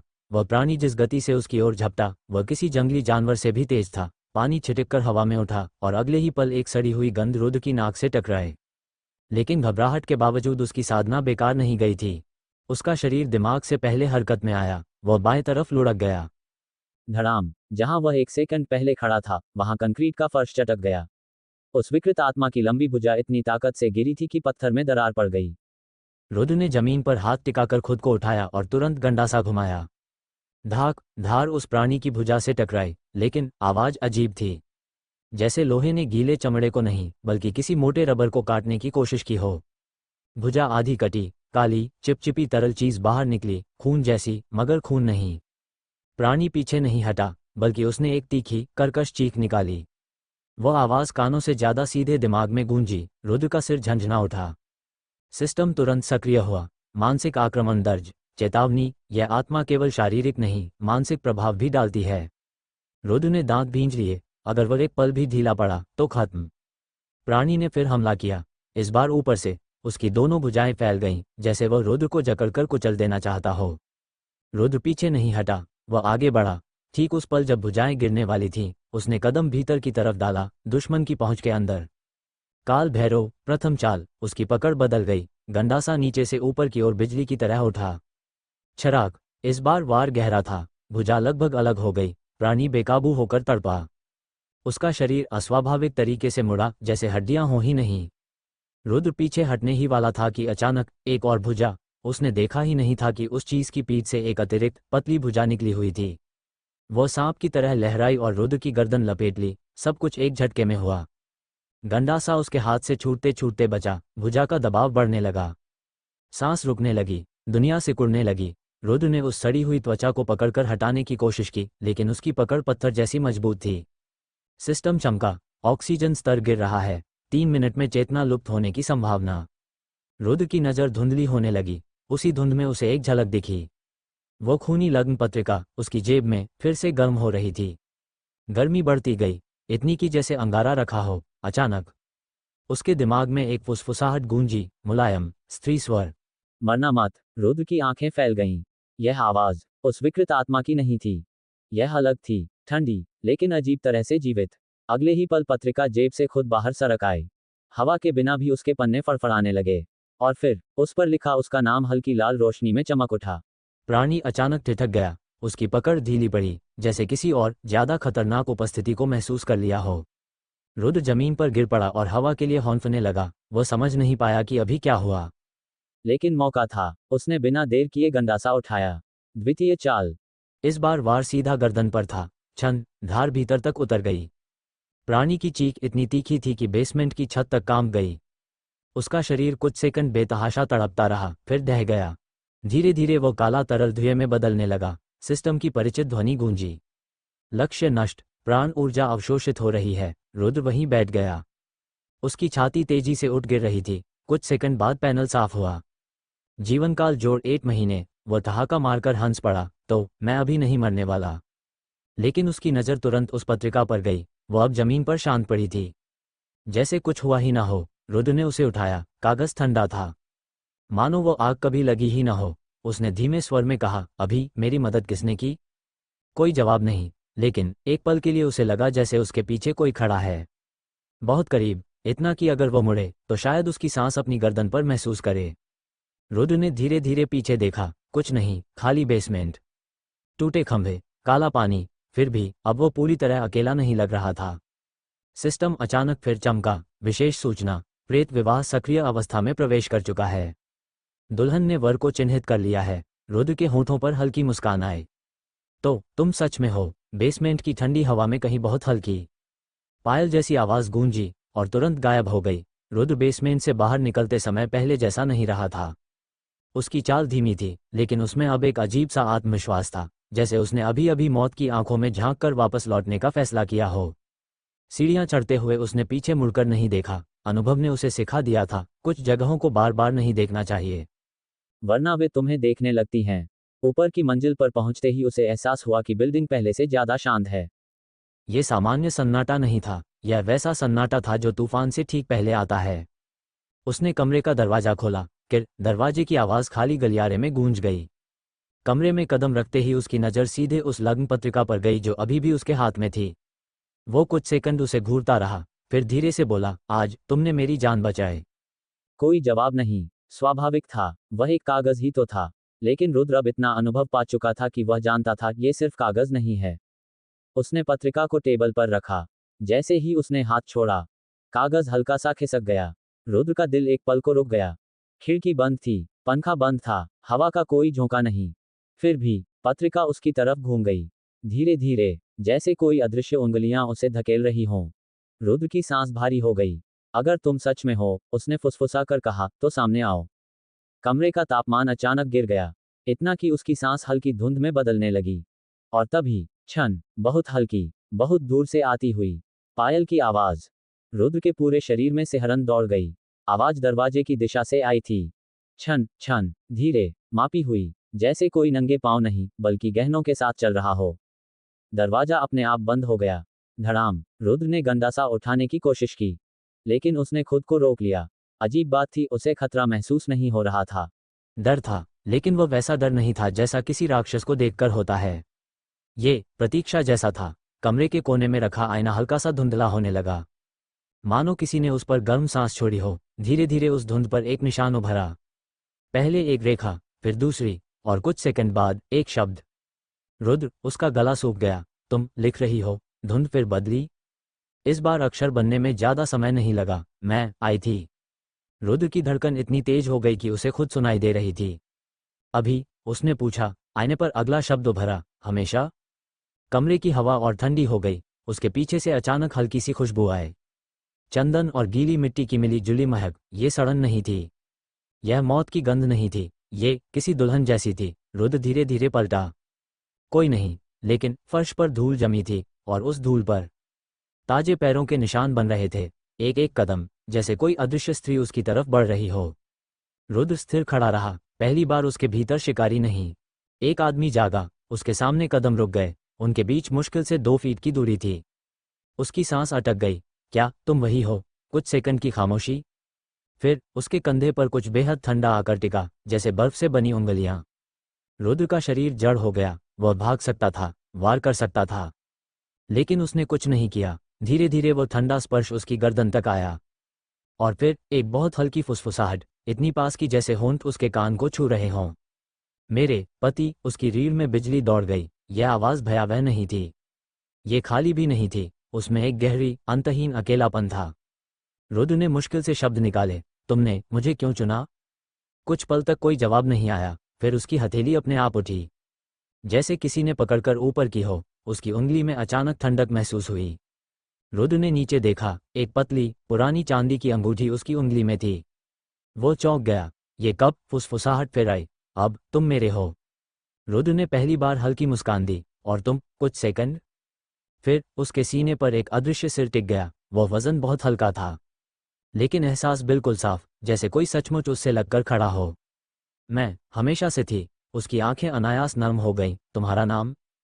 कमरा अचानक और ठंडा हो गया। आईने पर धुंध फिर उभरी, लेकिन इस बार अक्षर बनते ही मिट गए। जैसे कोई अदृश्य शक्ति उसे रोक रही हो। फुसफुसाहट बदली। अब उसमें चेतावनी थी। अभी नहीं। उसी पल सिस्टम चमका। चेतावनी, उच्च श्रेणी की सत्ता निकट है। रुद्र का चेहरा सख्त हो गया। यहाँ कोई और है। ठंडा स्पर्श तुरंत हट गया। पायल की आवाज तेजी से पीछे गई। छन छन छन, और अचानक रुक गई। दरवाजे के बाहर गलियारे में कुछ भारी घसीटने की आवाज आई। धीरे, जानबूझकर, जैसे कोई चीज जानती हो कि अंदर कौन है। सिस्टम की आवाज गूंजी, ध्यान दें, यह उपस्थिति दुल्हन से भी प्राचीन है। गलियारे में घसीटने की वह आवाज धीरे धीरे और साफ होती जा रही थी। घ्रर घ्रर, जैसे कोई भारी चीज फर्श पर रेंगती हुई आगे बढ़ रही हो। रुद्र दरवाजे के सामने स्थिर खड़ा था। उसकी पकड़ गंडासे पर कस गई। अभी कुछ क्षण पहले जो ठंडा स्पर्श उसे घेरे हुए था, वह पूरी तरह गायब हो चुका था। लेकिन उसकी उंगली में पड़ी चांदी की अंगूठी अब भी बर्फ जैसी ठंडी थी। वह जा चुकी थी, या छिप गई थी। सिस्टम फिर चमका। चेतावनी, अत्यंत प्राचीन नकारात्मक ऊर्जा दर्ज। खतरे का स्तर, अज्ञात। अज्ञात, ये शब्द रुद्र को बिल्कुल पसंद नहीं आया। उच्च खतरा समझ आता है, मृत्यु का जोखिम भी समझ आता है, लेकिन अज्ञात, इसका मतलब होता है कि सिस्टम के पास भी पूरी जानकारी नहीं है। और जब सिस्टम अनजान हो, तब इंसान को और ज्यादा सावधान होना पड़ता है। घसीटने की आवाज दरवाजे के ठीक बाहर आकर रुक गई। खामोशी इतनी गहरी कि रुद्र को अपनी दिल की धड़कन भी भारी लगने लगी। धक धक धक, अचानक टक टक, दरवाजे पर दो हल्की दस्तक हुई। रुद्र की आंखें सिकुड़ गईं। ये हमला नहीं था, ये जैसे कोई अनुमति मांग रहा हो। फिर तीसरी दस्तक, इस बार थोड़ी धीमी, जिद्दी। रुद्र ने एक लंबी सांस ली। जो भी है, अंदर आने का इंतजार क्यों कर रहा है? उसी क्षण उसकी उंगली में पड़ी अंगूठी हल्की सी गर्म हुई। बहुत हल्की, जैसे किसी ने चेतावनी में छुआ हो। रुद्र ने समझ लिया, वो चीज बाहर है और दुल्हन चाहती है कि वो दरवाजा न खोले। टक, इस बार दस्तक नहीं, दरवाजे के निचले हिस्से पर कुछ रगड़ा। धीरे धीरे, जैसे नाखून लकड़ी पर घिस रहे हों, एक पतली, कराहती आवाज निकली। रुद्र ने नीचे देखा। दरवाजे के नीचे की संकरी दरार से कुछ काला सा भीतर सरकने की कोशिश कर रहा था। धुआं नहीं, परछाई नहीं, कुछ और। वो तुरंत पीछे हट गया। सिस्टम चमका। सीमा उल्लंघन का प्रयास। ये सत्ता आम आत्माओं की तरह बाधाओं से नहीं रुकती।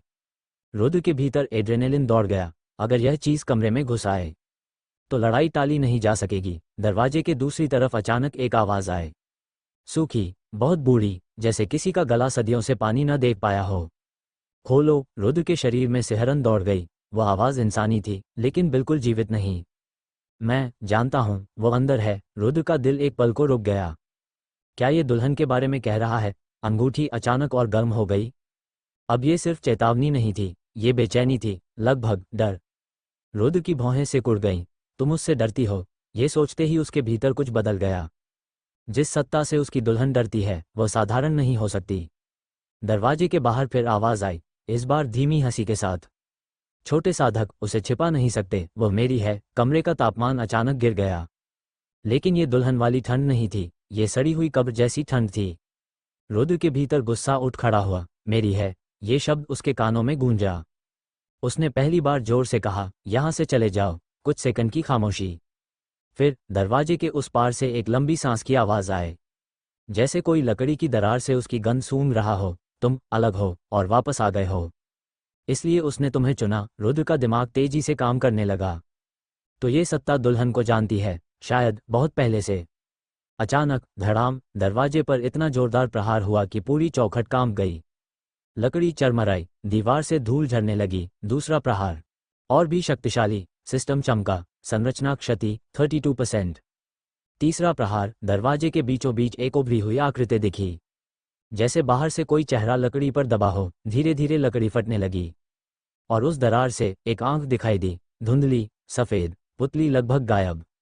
वो आंख सीधे रुद्र को देख रही थी। रुद्र के हाथ खुद ब खुद गंडासा उठाने लगे। अगर दरवाजा टूटा तो वह पीछे नहीं हटेगा। उसी पल अंगूठी जल उठी। इस बार सचमुच। रुद्र ने दर्द से दांत भींच लिए, और अचानक उसके और दरवाजे के बीच हवा कांपने लगी, जैसे गर्मी में सड़क कांपती है।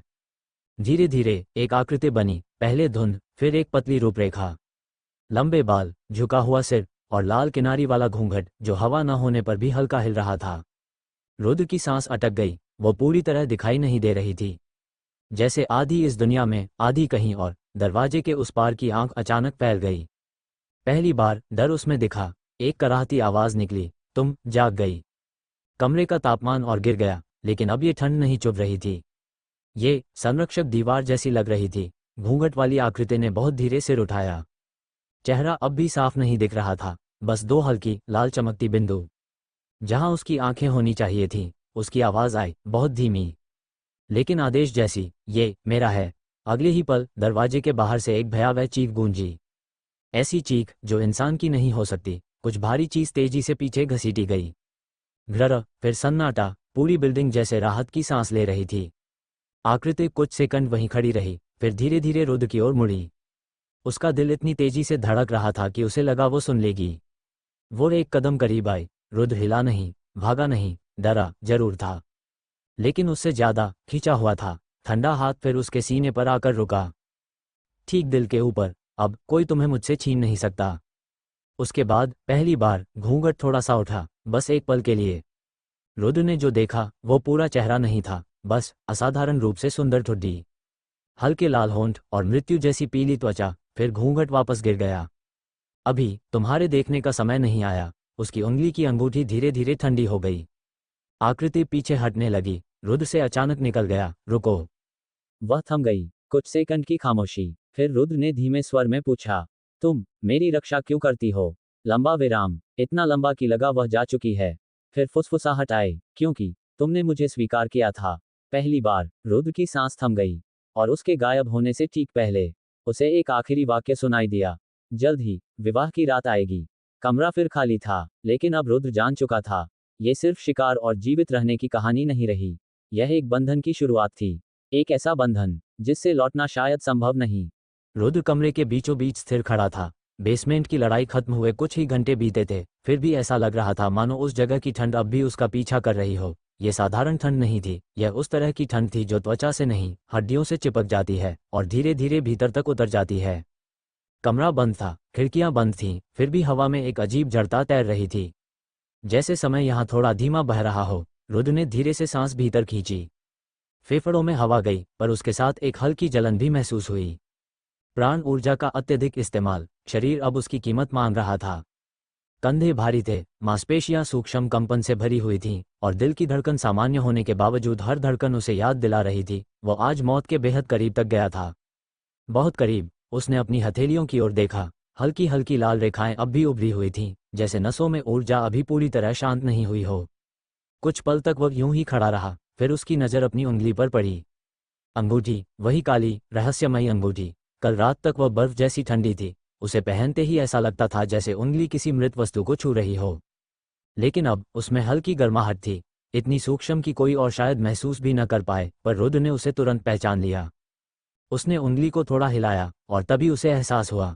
गर्माहट स्थिर नहीं थी, वो धड़क रही थी, ठीक उसकी नाड़ी की लय पर। धक धक धक। रुद्र की आंखें हल्की सिकुड़ गईं। तुम सुन रही हो? उसके होठों से फुसफुसाहट निकली, जैसे वो खुद भी नहीं जानता था कि यह सवाल किससे पूछा गया है। कमरे में कोई जवाब नहीं था, पर सन्नाटा अब खाली नहीं लग रहा था, जैसे कोई अदृश्य उपस्थिति बस एक परत पीछे खड़ी हो और उसे देख रही हो। उसने नजर हटाई और मेज पर पड़ी पत्रिका उठा ली। पन्ने पलटे। सफेद, पूरी तरह खाली, न कोई लाल अक्षर, न कोई चेतावनी, न कोई आदेश। लेकिन रुद्र के भीतर एक अजीब विश्वास था, यह मौन निष्क्रिय नहीं है, ये प्रतीक्षा है, गहरी, धैर्यवान, लगभग जीवित। वह कुछ क्षण तक पन्नों को देखता रहा, फिर पत्रिका बंद कर दी। उसके कदम धीरे धीरे कमरे में गूंजने लगे, टिक टिक। पत्थर की ठंडी सतह से टकराकर लौटती आवाज उसे बार बार याद दिला रही थी, इस समय वह यहाँ अकेला है, कम से कम दिखने में। अचानक उसकी स्मृति में वह धुंधली छवि फिर उभरी। लाल आभा, घूंघट, और वे आंखें, आंखें जिन्हें उसने साफ नहीं देखा था, फिर भी भूल नहीं पा रहा था। वो अंतिम क्षण, जब सब खत्म होने वाला था, जब हवा भारी हो चुकी थी, जब प्राण ऊर्जा टूटने के कगार पर थी, और तभी बिना सामने आए किसी ने उसकी मदद की थी। रुद्र के होंठ हल्के से हिले। तुमने मेरे लिए इतना किया, फिर भी सामने नहीं आए। उसके स्वर में कृतज्ञता कम थी, जिज्ञासा ज्यादा। वो डर नहीं रहा था, और यही सबसे अजीब बात थी। एक सामान्य इंसान उस रात के बाद शायद सो भी न पाता, लेकिन रुद्र के भीतर डर की जगह कुछ और जन्म ले चुका था। एक शांत उत्सुकता, जैसे किसी ने उसके सामने एक विशाल अदृश्य दरवाज़ा खोल दिया हो और अब वो उसके पार झांकना चाहता हो। उसी क्षण बाहर कहीं एक चिड़िया चहकी। ध्वनि बहुत साधारण थी, पर उसने कमरे की जड़ता को तोड़ दिया। रुद्र खिड़की की ओर बढ़ा और पर्दा थोड़ा सा हटाया।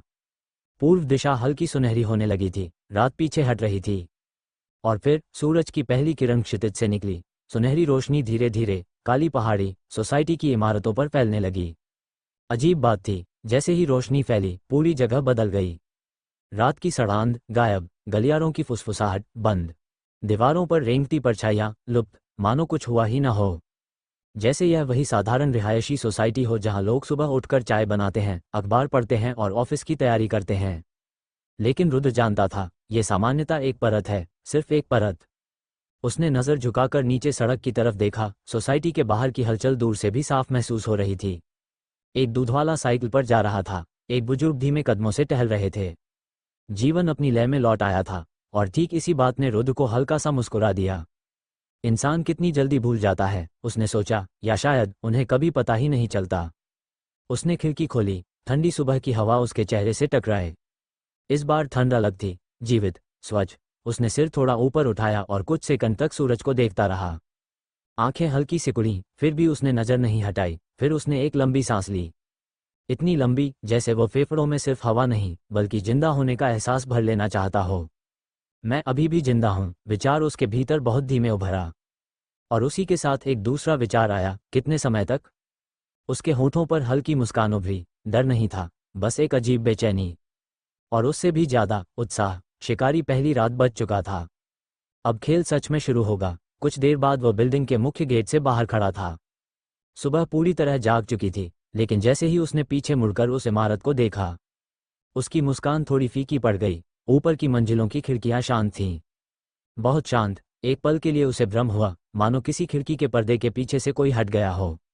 रुद्र की नज़र वहीं टिक गई। 3 सेकंड, 4, 5, कुछ नहीं। वह हल्का सा हंसा, अब दिमाग खेल खेलने लगा है।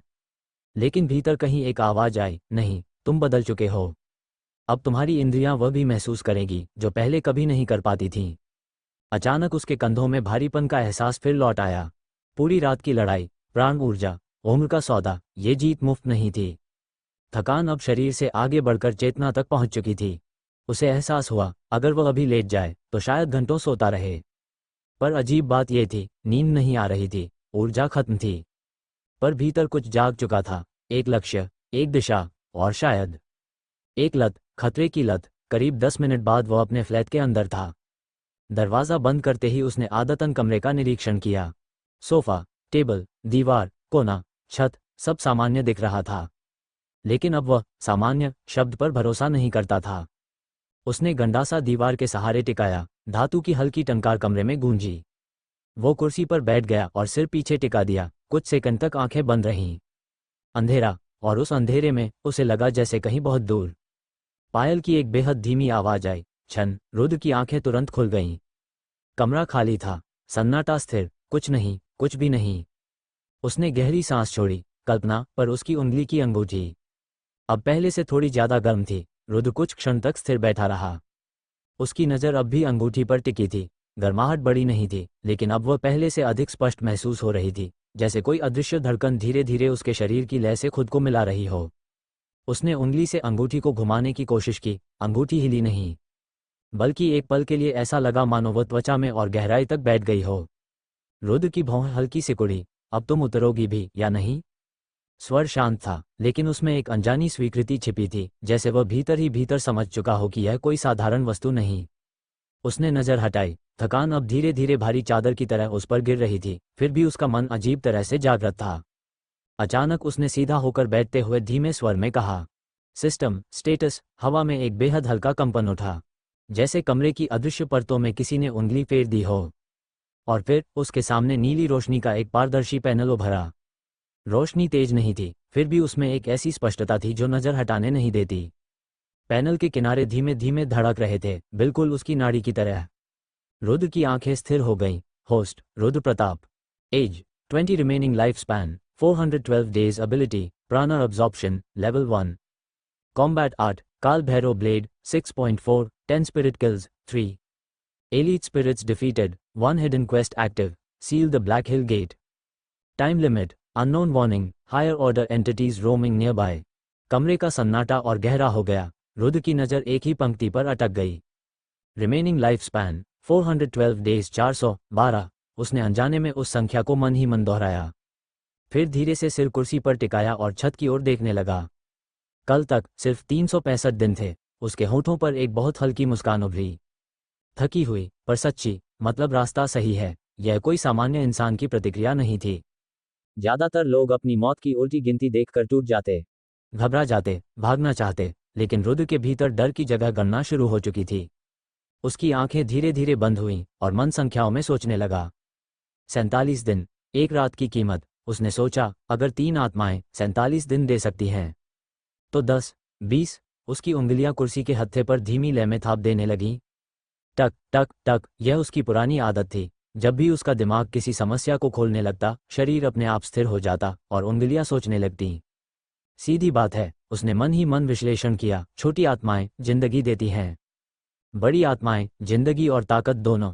उसकी सांस एक पल को गहरी हुई, लेकिन उसकी नज़र नीचे खिसकी, स्क्रीन की अंतिम पंक्ति पर। Higher order entities roaming nearby. कमरे का तापमान जैसे 1 डिग्री गिर गया। उसे तुरंत वो दरवाज़ा याद आया, काला, विशाल, और उसके पीछे कुछ ऐसा जिसने सिर्फ हिलकर ही हवा को भारी कर दिया था। उसके गले में सूखापन उतर आया, पर चेहरे पर कोई भय नहीं उभरा, सिर्फ सावधानी। वो चीज़, उसने सोचा, जिंदगी दे भी सकती है और एक पल में खत्म भी। कुछ सेकंड तक वह चुप बैठा रहा, फिर अचानक सीधा हो गया। उसकी आंखों में वही ठंडापन लौट आया, शिकारी वाला, वह ठंडापन जो भावनाओं को नहीं, फैसलों को जगह देता है। प्लान बनाते हैं, उसने धीरे धीरे बोलना शुरू किया, जैसे खुद को आदेश दे रहा हो। पहला, बिना तैयारी के उस गेट के पास नहीं जाना। बेसमेंट की हवा याद आते ही उसकी त्वचा पर हल्की सिहरन दौड़ गई। दूसरा, हथियार बदलना होगा। उसकी नज़र दीवार से टिके गंडासे पर गई। उस हथियार ने कल उसकी जान बचाई थी, लेकिन अब उसे देखकर पहली बार लगा, ये पर्याप्त नहीं। ये सिर्फ शुरुआत के लिए ठीक है। उसने सोचा, मुझे कुछ ऐसा चाहिए जो आत्माओं को सिर्फ छुए नहीं, काट दे। उसके मन में धुंधले विचार उभरे, धातु, मंत्र, ऊर्जा संवाहक हथियार। शायद कोई ऐसा अस्त्र जो प्राण को सह सके। तीसरा, प्राण ऊर्जा पर नियंत्रण। इस बार उसके जबड़े हल्के भींच गए। कल रात का वो क्षण याद आया जब उसने ओवरड्राइव इस्तेमाल किया था। उस पल ताकत असीम लगी थी, और अगले ही पल ऐसा लगा था जैसे जीवन उसकी नसों से बाहर खींचा जा रहा हो। हर लड़ाई जीतकर भी जिंदगी हारना बेवकूफ़ी होगी। उसने धीरे से मुट्ठी भींची, नसें उभर आईं। मुझे मजबूत नहीं, कुशल बनना होगा। कुछ सेकंड तक वो स्क्रीन को देखता रहा, फिर एक और विचार उभरा, धीमा लेकिन भारी। और चौथा, उसकी नज़र खिड़की की ओर उठी। सूरज अब पूरी तरह ऊपर आ चुका था, सड़कें भरने लगी थीं।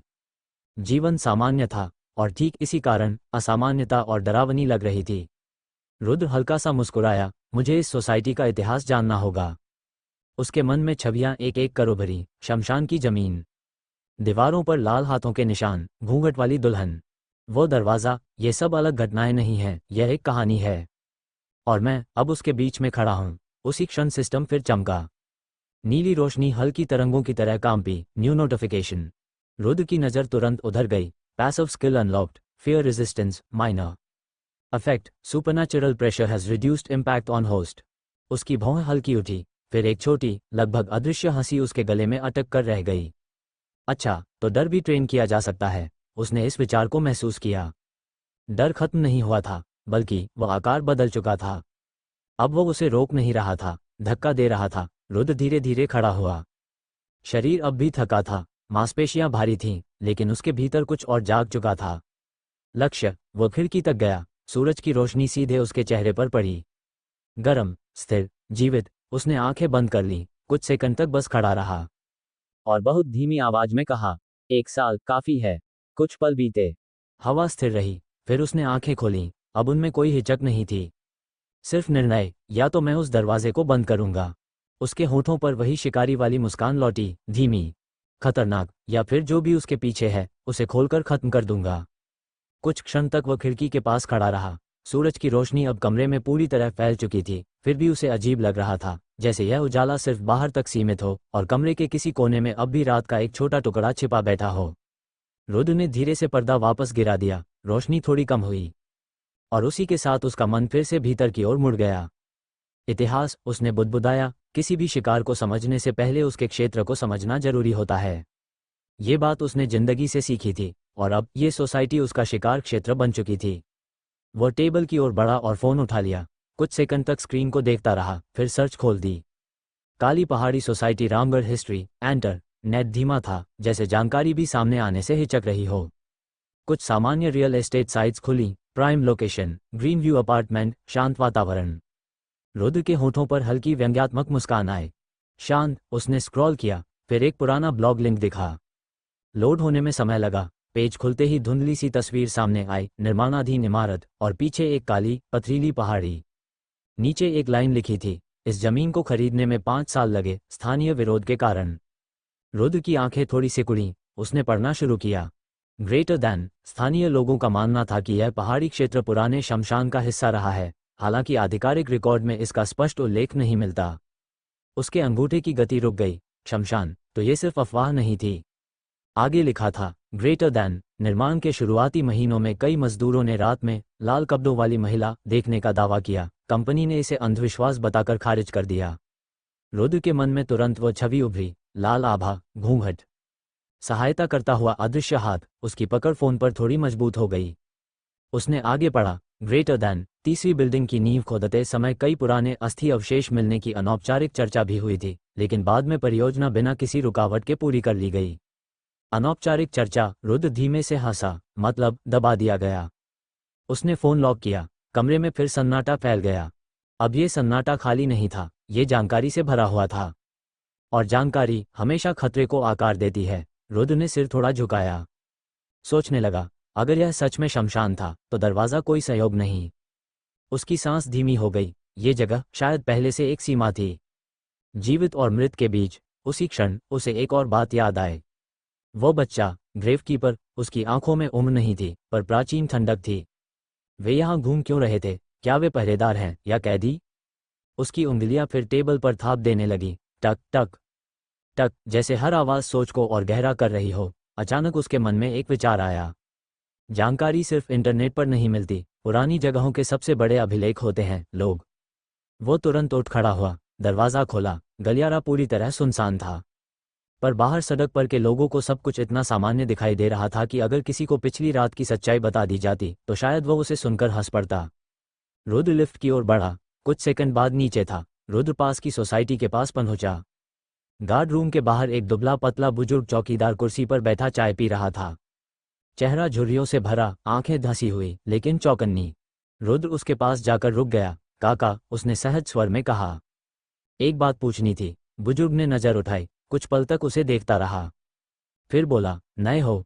हाँ, पूछो। रुद्र कुछ सेकंड चुप रहा, फिर सीधे कहा, क्या बगल वाली सोसाइटी की जमीन पहले शमशान थी क्या? चाय का कप हवा में ही रुक गया। बुजुर्ग की आंखों में एक बेहद सूक्ष्म बदलाव आया, इतना हल्का कि सामान्य नजर शायद पकड़ ही न पाए, लेकिन रुद्र ने देख लिया। कुछ सेकंड बाद उसने कप नीचे रखा। लोग बहुत बातें करते हैं, वो धीमे बोला। सब सच नहीं होता। रुद्र ने नजरें हटाई, नहीं, मतलब कुछ होता है। बुजुर्ग ने गहरी सांस ली, फिर थोड़ा झुककर बोला, रात में बाहर मत निकला करो। सीधा जवाब नहीं, पर सबसे सच्चा। रुद्र की दिलचस्पी और बढ़ गई। आपने कुछ देखा है? बुजुर्ग चुप। हवा कुछ पल स्थिर रही, फिर उसने बहुत धीमे स्वर में कहा, मैंने नहीं, पर मेरे पहले जो गार्ड था उसने नौकरी छोड़ दी थी। क्यों? इस बार बुजुर्ग की नजरें सीधे रुद्र की आंखों में उतरी, और उसने फुसफुसाकर कहा, उसने कहा था, तीसरी बिल्डिंग की छत पर हर अमावस को कोई चुड़ैल खड़ी रहती है। रुद्र के भीतर कुछ ठिठका, धड़कन एक पल को भारी हुई। और क्या? अगले ही हफ्ते चला गया। कोई हादसा? बुजुर्ग ने सिर हिलाया, नहीं। फिर धीमे जोड़ा, पर जाते समय बोला था, यहाँ कुछ इंतजार कर रहा है। हवा अचानक थोड़ी ठंडी लगी। रुद्र कुछ पल चुप खड़ा रहा, फिर हल्का सा मुस्कुराया। डर से नहीं, पहचान से। टुकड़े जुड़ने लगे थे। वह मुड़ा और वापस चल पड़ा। पीछे से बुजुर्ग की आवाज आई, बेटा। रुद्र रुका। अगर रात में पायल सुनाई देना, कुछ सेकंड की खामोशी, तो पीछे मत देखना। अगर तुम कहीं और जा सकते हो तो चले जाओ। रुद्र की मुस्कान इस बार थोड़ी गहरी हुई। देखूंगा, उसने मन ही मन कहा। जरूर देखूंगा। लिफ्ट में खड़ा वो अपनी परछाई को देख रहा था, और पहली बार उसे साफ महसूस हुआ, वो इस जगह पर रहने नहीं आया। उसे अपनी जिंदगी को बढ़ाने के लिए ऐसी ही जगह की जरूरत थी। फ्लैट का दरवाज़ा खोलते ही उसकी नज़र सीधे टेबल पर गई। लाल शादी का निमंत्रण वहीं पड़ा था, लेकिन अब वह पूरी तरह स्थिर नहीं था। कागज का एक कोना हल्का हल्का हिल रहा था, जबकि खिड़की बंद थी, पंखा बंद था, हवा नहीं थी। रुद्र धीरे धीरे आगे बढ़ा, कमरे का तापमान जैसे 1 डिग्री गिर गया। उसने निमंत्रण उठाया, कागज बर्फ जैसा ठंडा था, और तभी उसने देखा, शब्द बदल चुके थे। स्याही ताज़ा लग रही थी, मानो अभी लिखी गई हो। अब वहां लिखा था, सगाई पूरी हुई, शादी अभी बाकी है। उसी क्षण उसकी उंगली की अंगूठी धड़क उठी, धक। अंगूठी की धड़कन अचानक रुक गई, धक, और फिर कुछ नहीं। एक पल पहले जो हल्की लय उसकी नाड़ी से मिल रही थी, वो मानो किसी ने एक झटके में काट दी हो। गर्माहट गायब हो गई और उसकी जगह वही पुरानी मृत ठंड लौट आए। इतनी ठंडी कि उंगली के आसपास की त्वचा सुन्न सी महसूस होने लगी। रुद्र कुछ सेकंड तक स्थिर खड़ा रहा। उसकी नज़र अंगूठी पर थी, लेकिन इस बार उसमें जिज्ञासा कम, सतर्कता ज्यादा थी। तो तुम सिर्फ संकेत देती हो, उसने मन ही मन सोचा। जब चाहो जागती हो, जब चाहो सो जाती हो। उसने शादी का निमंत्रण धीरे से टेबल पर वापस रख दिया। कागज अब भी बर्फ जैसा ठंडा था, लेकिन उस पर लिखे शब्द स्थिर थे, जैसे उन्होंने अपना संदेश दे दिया हो। कमरे में फिर सन्नाटा उतर आया, भारी, लेकिन अब उसे ये बोझिल नहीं लग रहा था, बल्कि अजीब तरह से परिचित। रात भर की लड़ाई, सुबह की खोज, चौकीदार की बातें और यह निमंत्रण। उसका दिमाग लगातार काम कर रहा था, बहुत ज्यादा। उसे एहसास हुआ, अगर वह अभी नहीं रुका तो शरीर खुद उसे रोक देगा। रुद्र धीरे धीरे बेड की ओर बढ़ा और बिना कपड़े बदले ही उस पर गिर सा पड़ा। गद्दा पीठ से लगा, और तभी उसे महसूस हुआ कि वह वास्तव में कितना थक चुका है। मांसपेशियों में जमा तनाव धीरे धीरे ढीला पड़ने लगा। उसने एक लंबी सांस ली, आंखें बंद की, और पहली बार भीतर का शिकारी कुछ देर के लिए चुप हो गया। नींद आई, अचानक, गहरी, बिना सपनों की, जैसे चेतना ने खुद को अस्थायी रूप से दुनिया से अलग कर लिया हो। जब उसकी आंख खुली, कमरे में रोशनी का रंग बदल चुका था। सुबह की सुनहरी चमक अब सफेद दोपहर में बदल गई थी। घड़ी 2:17। रुद्र कुछ सेकंड तक छत को देखता रहा, दिमाग अभी भी नींद की धुन से बाहर आ रहा था। फिर उसके पेट ने जोर से आवाज की, भूख, तेज, कच्ची। उसे अचानक एहसास हुआ कि उसने पिछली रात के बाद कुछ खाया ही नहीं था। वो धीरे से उठकर बैठ गया। शरीर अब पहले से हल्का लग रहा था। पूरी तरह ठीक नहीं, लेकिन टूटता हुआ भी नहीं। रिकवरी तेज हो रही है, उसने नोट किया। शायद प्राण ऊर्जा सिर्फ लड़ने के लिए नहीं, भरने के लिए भी थी। वो उठा, चेहरे पर पानी मारा, और बिना ज्यादा सोचे बाहर निकल गया। इस समय उसे सिर्फ एक चीज चाहिए थी, खाना, गरम, तुरंत। सोसाइटी के बाहर सड़क दोपहर की लय में धड़क रही थी। ऑटो के हॉर्न, दूर से आती सब्जी वाले की आवाज, किसी दुकान पर बजता पुराना फिल्मी गाना। जीवन यहाँ बिल्कुल सामान्य था, इतना सामान्य कि रात की घटनाएं किसी और दुनिया की लगती। रुद्र सड़क पार करके एक छोटे लेकिन साफ रेस्टोरेंट में जा बैठा। स्टील की टेबल, नीले प्लास्टिक की कुर्सियां, दीवार पर फीका पड़ा मेन्यू। उसने ज्यादा सोचा नहीं, एक थाली और पानी, उसने वेटर से कहा। खाना आया, चावल से उठती भाप, दाल की खुशबू, गरम रोटियां। पहला निवाला मुंह में जाते ही उसे महसूस हुआ कि उसका शरीर सचमुच इस ऊर्जा का इंतजार कर रहा था, जैसे हर कोशिका राहत की सांस ले रही हो। कुछ मिनट तक वो सिर्फ खाता रहा, बिना सोचे, बिना देखे। तभी रेस्टोरेंट के बाहर एक काली एसयूवी आकर रुकी। गाड़ी की आवाज बहुत तेज नहीं थी, फिर भी किसी कारण से रुद्र का ध्यान तुरंत उधर चला गया। यह आदत थी शिकारी की। उसने अनायास ही सिर थोड़ा उठाकर कांच के पार देखा। एसयूवी नई थी, काली, चमकदार, शीशे पूरी तरह टिंटेड। इंजन बंद हुआ, लेकिन दरवाजा तुरंत नहीं खुला। 3 सेकंड, 4, 5। रुद्र के भीतर एक हल्की खिंचाव सी पैदा हुई, कोई कारण नहीं था। फिर भी उसकी इंद्रियां सतर्क हो गईं। अंगूठी अब भी ठंडी थी। अचानक पीछे का दरवाजा खुला। सबसे पहले एक चमकदार काला जूता बाहर आया। फिर दूसरा, एक लंबा आदमी उतरा, लगभग 6 फुट से ज्यादा, चौड़े कंधे, बिल्कुल सीधी मुद्रा। उसने काला सूट पहन रखा था, जबकि मौसम इतना ठंडा भी नहीं था। उसकी हर हरकत में अजीब तरह की सटीकता थी, जैसे वो चल नहीं रहा, मापा हुआ कदम रख रहा हो। ड्राइवर सीट से दूसरा आदमी उतरा।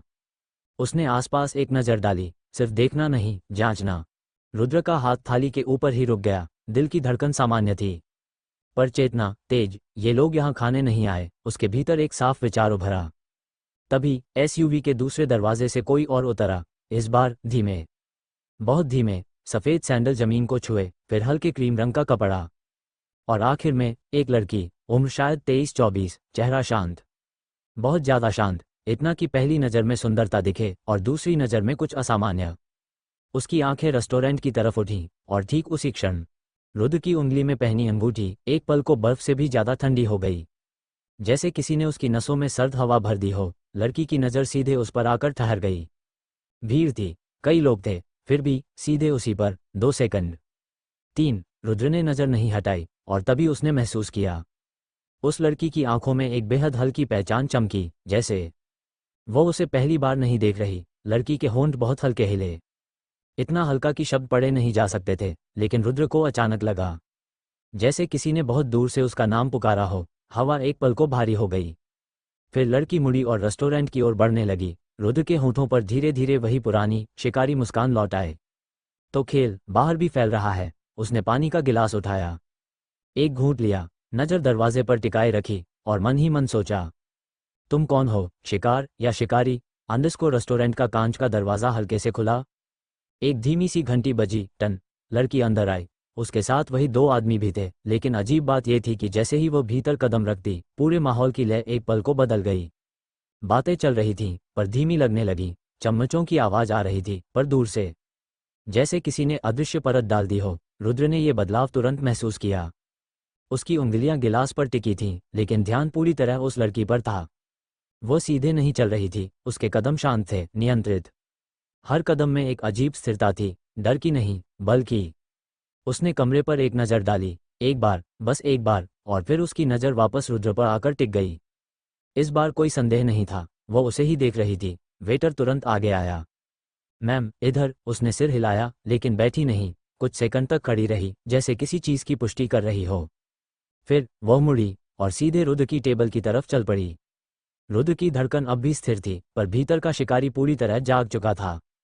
खतरा अभी स्पष्ट नहीं, असामान्य, निश्चित रूप से। वो उसकी टेबल के सामने आकर रुक गई। ये सीट खाली है। उसकी आवाज़ नम थी, लेकिन उसमें गर्माहट नहीं थी, जैसे ठंडा पानी, साफ, पर स्पर्श में सिहरन छोड़ दे। रुद्र ने थाली से नज़र उठाई, 1 सेकंड तक उसे देखा, फिर कुर्सी की ओर इशारा किया। हाँ, लड़की बैठ गई। दोनों आदमी दूर वाली टेबल पर जा बैठे, लेकिन उनकी नज़रें इधर से हट नहीं रही थीं। रुद्र ने यह नोट किया, गार्ड या कुछ और। कुछ पल चुप्पी रही। वेटर आया। Ma'am, black coffee. सिर्फ इतना। वो फिर रुद्र की ओर मुड़ी। आप यहाँ नए हैं? ये सवाल नहीं था, एक कथन था। रुद्र हल्का सा मुस्कुराया। इतना साफ दिख रहा है, जो लोग यहाँ पुराने हैं, उसने कहा। उनकी आंखों में जिज्ञासा नहीं होती। रुद्र के भीतर एक हल्की चमक उभरी। ये साधारण बातचीत नहीं थी। और मेरी आंखों में क्या है? उसने पूछा। लड़की ने बिना झिझक जवाब दिया। आप देख रहे हैं, समझने की कोशिश कर रहे हैं, और डर नहीं रहे। अंगूठी फिर हल्की ठंडी हुई। इस बार रुद्र ने उसे छिपाने की कोशिश भी नहीं की। उसने सीधा पूछा, क्या मुझे डरना चाहिए? लड़की कुछ सेकंड उसे देखती रही, फिर बहुत हल्का मुस्कुराए। पहली बार, और उसी पल, रुद्र के मन में एक झटका सा लगा। उस मुस्कान में खुशी नहीं थी, वह पहचान थी, जैसे 2 खिलाड़ी पहली बार एक ही बोर्ड पर आमने सामने बैठे हों। डर, उसने धीरे से कहा, हमेशा सही चीज से होना चाहिए। कॉफी आ गई। भाप ऊपर उठी, लेकिन रुद्र का ध्यान उस पर नहीं था। हम पहले मिले हैं? उसने अचानक पूछा। लड़की की उंगलियां कप के किनारे पर टिक गईं।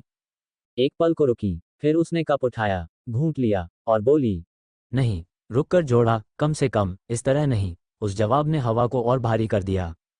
रुद्र पीछे टिक गया। अब वह खुलकर उसे देख रहा था। उसकी त्वचा अस्वाभाविक रूप से फीकी नहीं थी, फिर भी उसमें धूप का कोई निशान नहीं।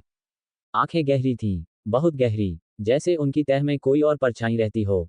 तभी अंगूठी अचानक सख्त हो गई, इतनी कि उंगली में हल्का दर्द उठा।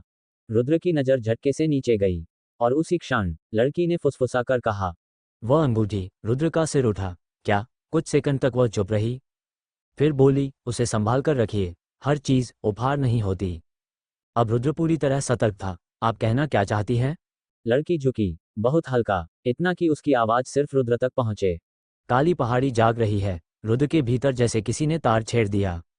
दिल एक पल को भारी धड़का, लेकिन चेहरे पर कुछ नहीं आया। और आपको ये कैसे पता? लड़की सीधी हुई, कप टेबल पर रखा। टक, क्योंकि उसने कहा, ये हम लोगों का काम है। रुककर उसकी आंखों में देखा, और कुछ लोग खुद चले आते हैं। चुप्पी। रेस्टोरेंट की आवाजें वापस सुनाई देने लगीं। पर उनकी टेबल के आसपास अब भी एक अदृश्य घेरा सा था। रुद्र ने धीरे से पूछा, मैं किस तरह का हूं? लड़की ने बिना सोचे जवाब दिया, अभी तय नहीं। फिर पहली बार उसने अपना हाथ आगे बढ़ाया। ईरा। रुद्र की नज़र उसके हाथ पर गई। 1 सेकंड, 2। फिर उसने हाथ मिला लिया। स्पर्श, बर्फ। उसकी त्वचा अस्वाभाविक रूप से ठंडी थी।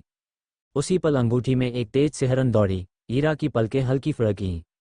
जैसे उसने भी कुछ महसूस किया हो। दोनों ने तुरंत हाथ छोड़ दिया। अब संदेह नहीं था, वह अलग थी। ईरा उठ खड़ी हुई। सलाह दूंगी, उसने कहा, आज रात खिड़कियां बंद रखिएगा। या कहीं और रहने चले जाए। रुद्र हल्का सा हंसा। और अगर आवाज आए तो? ईरा की आंखें स्थिर हो गईं। तो जवाब मत दीजिएगा। वो मुड़ी, 2 कदम चली, फिर बिना पीछे देखे बोली, हर पुकार इंसानों के लिए नहीं होती। वह अपने लोगों के साथ टेबल पर कुछ देर तक बैठी रही। हल्की बातचीत, धीमी हंसी और कॉफी की गर्म भाप के बीच जैसे समय ठहर सा गया था। कप खाली होते ही उसने एक गहरी सांस ली, मानो आने वाले सफर के लिए खुद को तैयार कर रही हो। बाहर खड़ी एसयूवी का इंजन फिर से गरजा और अगले ही पल वह सड़क पर दौड़ पड़ी। रुद्र रेस्टोरेंट के बाहर खड़ा उसे जाते हुए देख रहा था। गाड़ी मुड़ी और ट्रैफिक में खो गई। कुछ सेकंड तक वह वहीं खड़ा रहा। फिर अंगूठी में एक बेहद हल्की गर्माहट लौटी, बहुत सूक्ष्म, जैसे कोई सोई हुई चीज करवट ले रही हो। रुद्र के होठों पर धीमी मुस्कान उभरी। अब ये साफ था, खेल सिर्फ आत्माओं तक सीमित नहीं, खिलाड़ी बढ़ रहे थे। उसने आसमान की ओर देखा। दोपहर का सूरज तेज था, फिर भी उसे यकीन था, आज की रात शांत नहीं होने वाली। अंडस्को एसयूवी भीड़ में गायब हो चुकी थी, लेकिन रुद्र भी वहीं खड़ा था। उसकी नज़र सड़क पर नहीं, भीतर कहीं अटकी हुई थी। ईरा। नाम साधारण था, वो नहीं। उसने धीरे से अपनी उंगली को छुआ। अंगूठी अब हल्की गुनगुनी थी। ये गर्माहट अलग थी, चेतावनी जैसी नहीं, बल्कि प्रतिक्रिया जैसी। जैसे वो ईरा की उपस्थिति को पहचान गई हो। तो तुमने भी उसे महसूस किया, रुद्र ने मन ही मन कहा। वो वापस अपनी टेबल पर आया, बिल चुकाया और बाहर निकल गया। दोपहर ढलने लगी थी। धूप अब थोड़ी नम हो चुकी थी, लेकिन हवा में एक अजीब भारीपन था, जैसे मौसम बदलने वाला हो। चलते चलते अचानक उसे एहसास हुआ, वह थका नहीं था। कल रात के बाद पहली बार उसके भीतर ऊर्जा स्थिर लग रही थी। भूख शांत, दिमाग साफ, और इंद्रियां पहले से ज्यादा तेज। सड़क पार करते समय बिना देखे ही उसे पीछे से आती बाइक का अंदाजा हो गया। वह आधा कदम पीछे हट गया और बाइक उसके सामने से तेज निकल गई। रुद्र रुका, हल्का सा मुस्कुराया। फियर रेजिस्टेंस, उसने सोचा, या कुछ और। दूसरे सोसाइटी का गेट सामने था। दूर से ही उसने देखा, वही बुजुर्ग चौकीदार कुर्सी पर बैठा था। लेकिन इस बार वह चाय नहीं पी रहा था, बस खाली नजरों से सड़क को देख रहा था। रुद्र पास पहुंचा। काका, बुजुर्ग जैसे झटके से वर्तमान में लौटा। अरे बेटा, बाहर गए थे? हाँ। रुद्र कुछ पल रुका, फिर सहज स्वर में पूछा, यहाँ काली एसयूवी अक्सर आती है क्या? बुजुर्ग की भौं हल्की से कुड़ी। काली? नई, टिंटेड शीशे। कुछ सेकंड की चुप्पी, फिर उसने धीरे से कहा, अगर वही है जो मैं सोच रहा हूं, तो बेटा उनसे दूरी ही रखना। रुद्र की दिलचस्पी बढ़ी। क्यों? बुजुर्ग थोड़ा झुका। आवाज और धीमी, वो लड़की कभी कभी आती है, रहती यहाँ नहीं, फिर भी आती है। और जब भी आती है ना, उसने गेट के अंदर झांक कर देखा। उस रात कुत्ते भौंकते नहीं। हवा एक पल को स्थिर हो गई। रुद्र ने तुरंत नोट किया, जानवर अक्सर वो देख लेते हैं जो इंसान नहीं देख पाते। नाम पता है उसका? उसने पूछा। बुजुर्ग ने सिर हिलाया। लोग उसे अलग अलग नाम से बुलाते हैं। कोई कहता है रिसर्चर है, कोई कहता है किसी ट्रस्ट से जुड़ी है। रुक कर बोला, पर एक बात सब कहते हैं। क्या? बुजुर्ग की आंखें थोड़ी धंस गईं। उसकी आंखों में उम्र नहीं है। रुद्र के भीतर एक हल्की ठंड उतरी। उम्र नहीं। उसे अचानक याद आया, ईरा की नज़र, स्थिर, बहुत पुरानी। काका, उसने पूछा, आपने कभी उससे बात की? बुजुर्ग तुरंत बोला, नहीं। इतनी तेजी से कि जवाब लगभग फिसल गया। फिर उसने धीमे जोड़ा, कुछ लोगों से, जितना कम बोलो उतना अच्छा। रुद्र ने हल्का सिर हिलाया और अंदर बढ़ गया।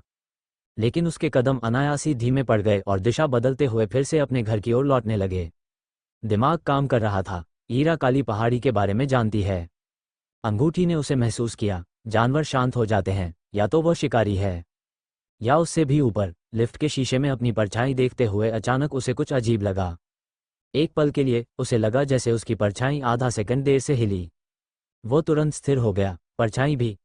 उसने कुछ नहीं कहा, लेकिन नोट कर लिया। दरवाज़ा खुला। कॉरिडोर शांत था, असामान्य रूप से शांत।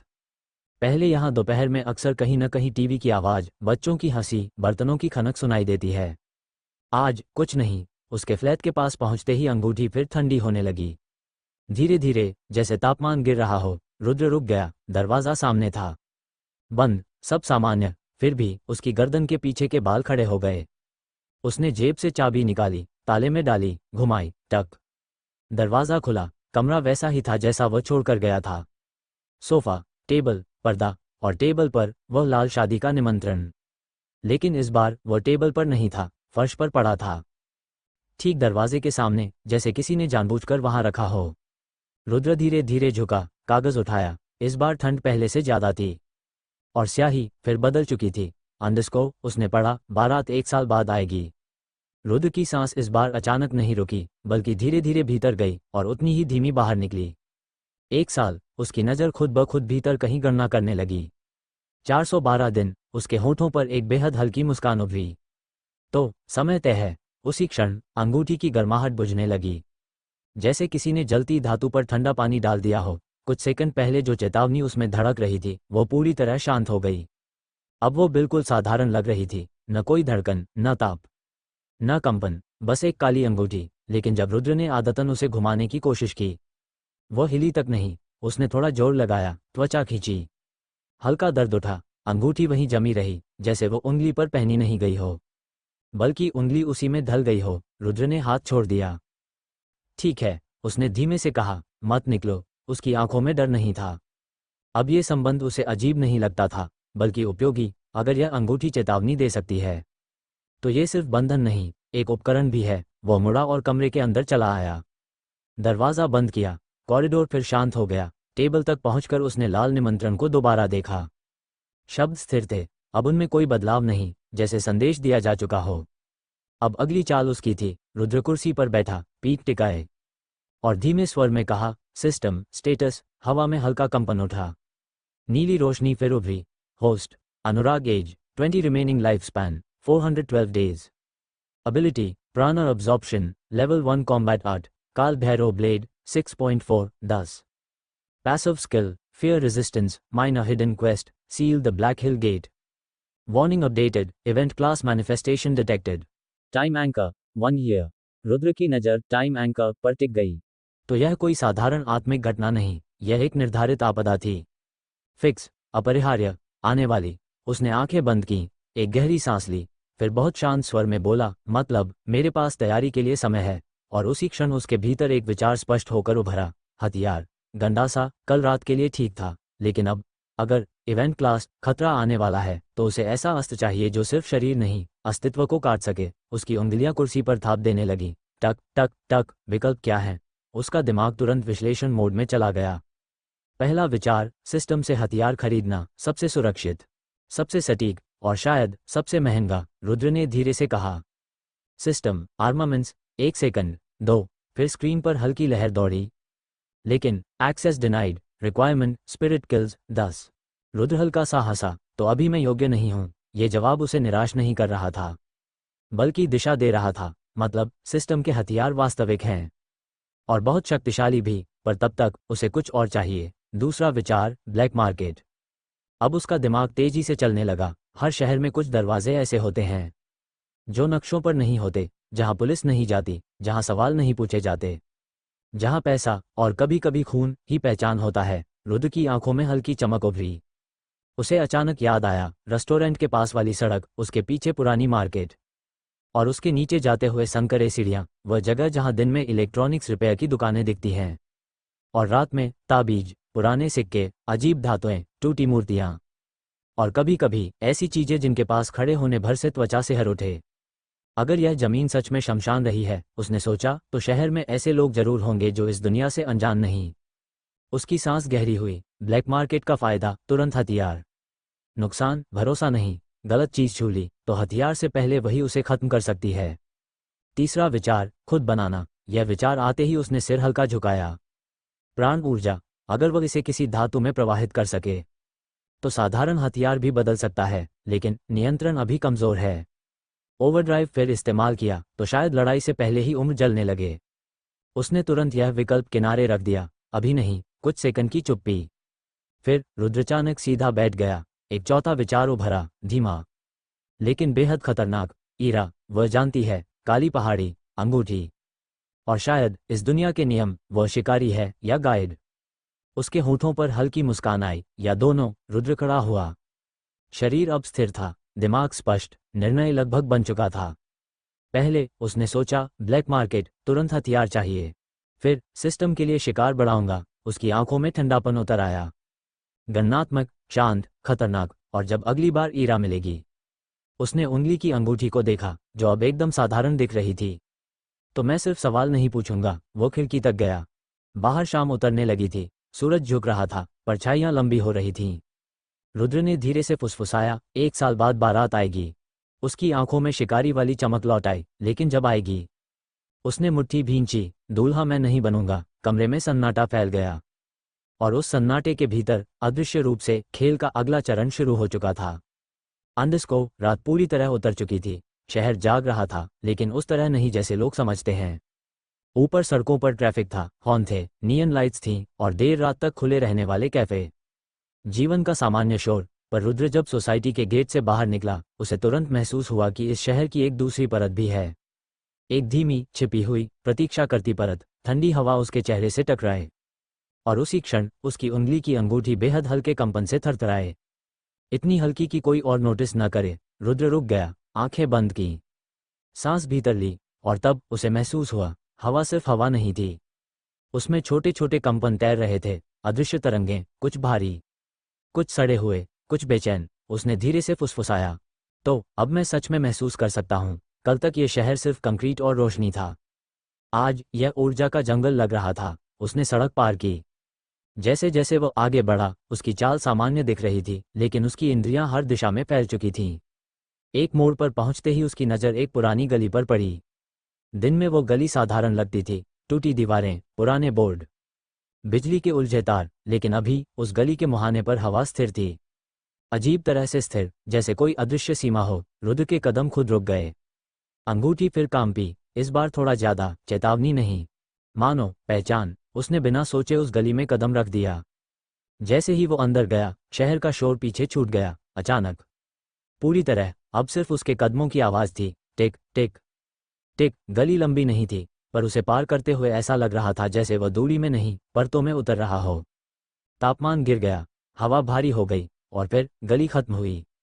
नीचे जाती संकरी सीढ़ियां सामने थीं, कंक्रीट घिस चुका था, किनारों पर काला धब्बा था, जैसे नमी नहीं, समय जम गया हो।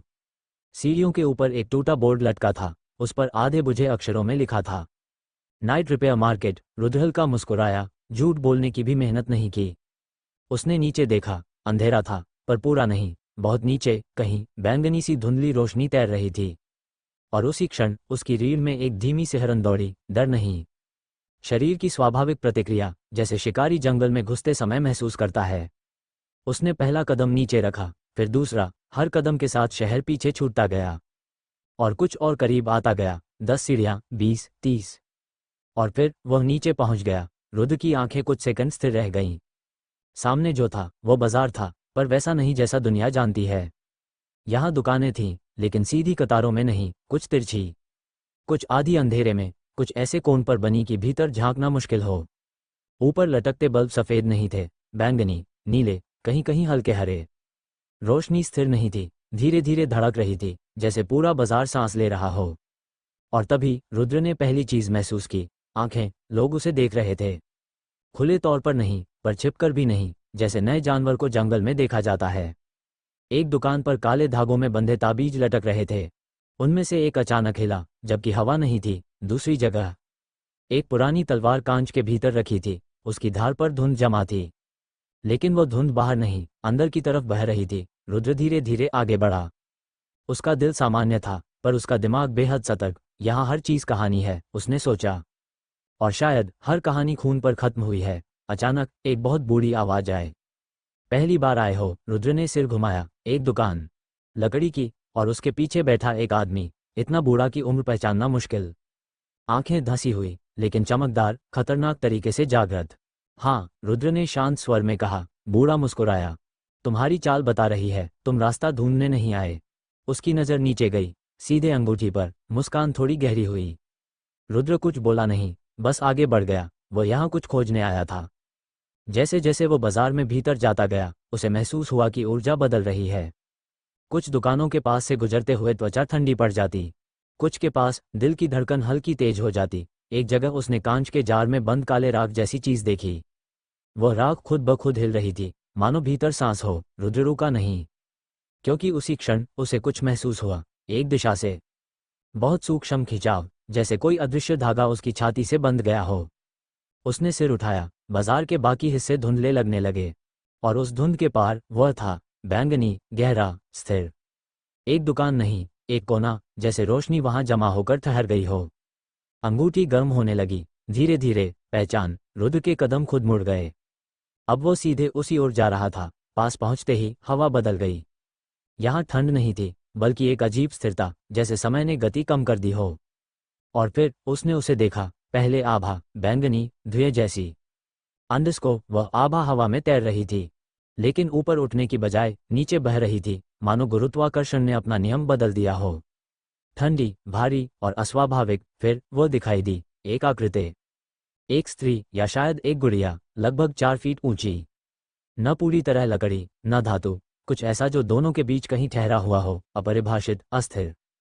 उसकी त्वचा चीनी मिट्टी जैसी सफ़ेद थी। काले, लंबे बाल उसके कंधों पर सीधे गिर रहे थे, निर्जीव पर बिल्कुल उलझे बिना। आंखें बंद, चेहरा इतना सुंदर कि दिमाग कुछ पल के लिए उसे वस्तु मानने से इनकार कर दे। उसकी कमर पर चमड़े का गाटर बेल्ट बंधा था, और उससे जुड़ी थी एक छोटी, लेकिन भयावह रूप से संतुलित, साइड ब्लेड पर हल्की बैंगनी रेखाएं दौड़ रही थीं, जैसे नसों में कोई ऊर्जा बह रही हो। जैसे वो धातु नहीं, जीवित हो। रुद्र ठिठक गया। अचानक उसके भीतर एक अजीब शांति उतर आई, और उसी शांति के नीचे छिपा था एक खतरनाक एहसास, ये सिर्फ हथियार नहीं है। उसकी अंगूठी गर्म होने लगी, पर इस बार वह चेतावनी नहीं दे रही थी, मानो स्वीकार कर रही हो। तभी गुड़िया की उंगली हिली, इतनी हल्की कि अगर कोई पलक झपकता तो शायद देख ही न पाता। रुद्र की सांस रुक गई। बाजार का शोर जैसे किसी ने बंद कर दिया हो।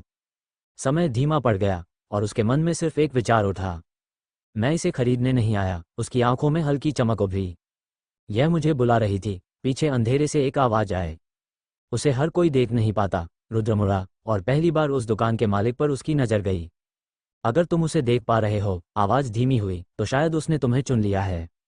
मेज के पीछे एक बूढ़ी औरत बैठी थी। पहली नजर में वह साधारण लग सकती थी, पर सामान्य शब्द उससे कोसों दूर था। उसकी त्वचा अस्वाभाविक रूप से साफ थी, लगभग चमकती हुई। सफेद बाल कंधों पर गिर रहे थे, और उस अंधेरे बाजार में सबसे गहरा, सबसे जीवित रंग उसी के आसपास था, बैंगनी आभा। वो उससे निकल नहीं रही थी, वो उसे घेरे हुए धीरे धीरे घूम रही थी, जैसे स्थिर लौ। मेज पर कई वस्तुएं रखी थीं, कुछ चाकू, एक टूटा हुआ मास्क, काले धागों के गुच्छे। और फिर रुद्र की नज़र वापस उस कठपुतली पर गई। वो वहां थी, करीब 2.5 फीट लंबी एक कठपुतली, अद्भुत रूप से सुंदर। चेहरा इतना बारीक तराशा हुआ कि पहली नज़र में वो सोती हुई लड़की लगे। उसके हाथ में भी एक छोटी पर खतरनाक साइज थी, ब्लेड हल्का मुड़ा हुआ, धातु जैसा, पर धातु नहीं। कुछ जीवित। सबसे घनी बैंगनी आभा उसी से फूट रही थी। अब रुद्र पूरी तरह स्थिर था। उसके कानों में बाकी दुनिया गायब हो चुकी थी। सिर्फ एक आवाज बची थी, धक धक धक, उसका अपना दिल।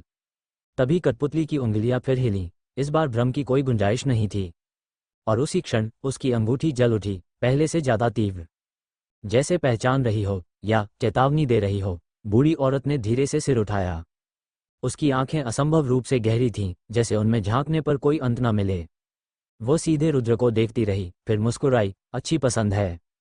आवाज मुलायम थी, पर उसमें जरा भी गर्माहट नहीं थी। ज्यादातर लोग इसे देखते ही नजर हटा लेते हैं।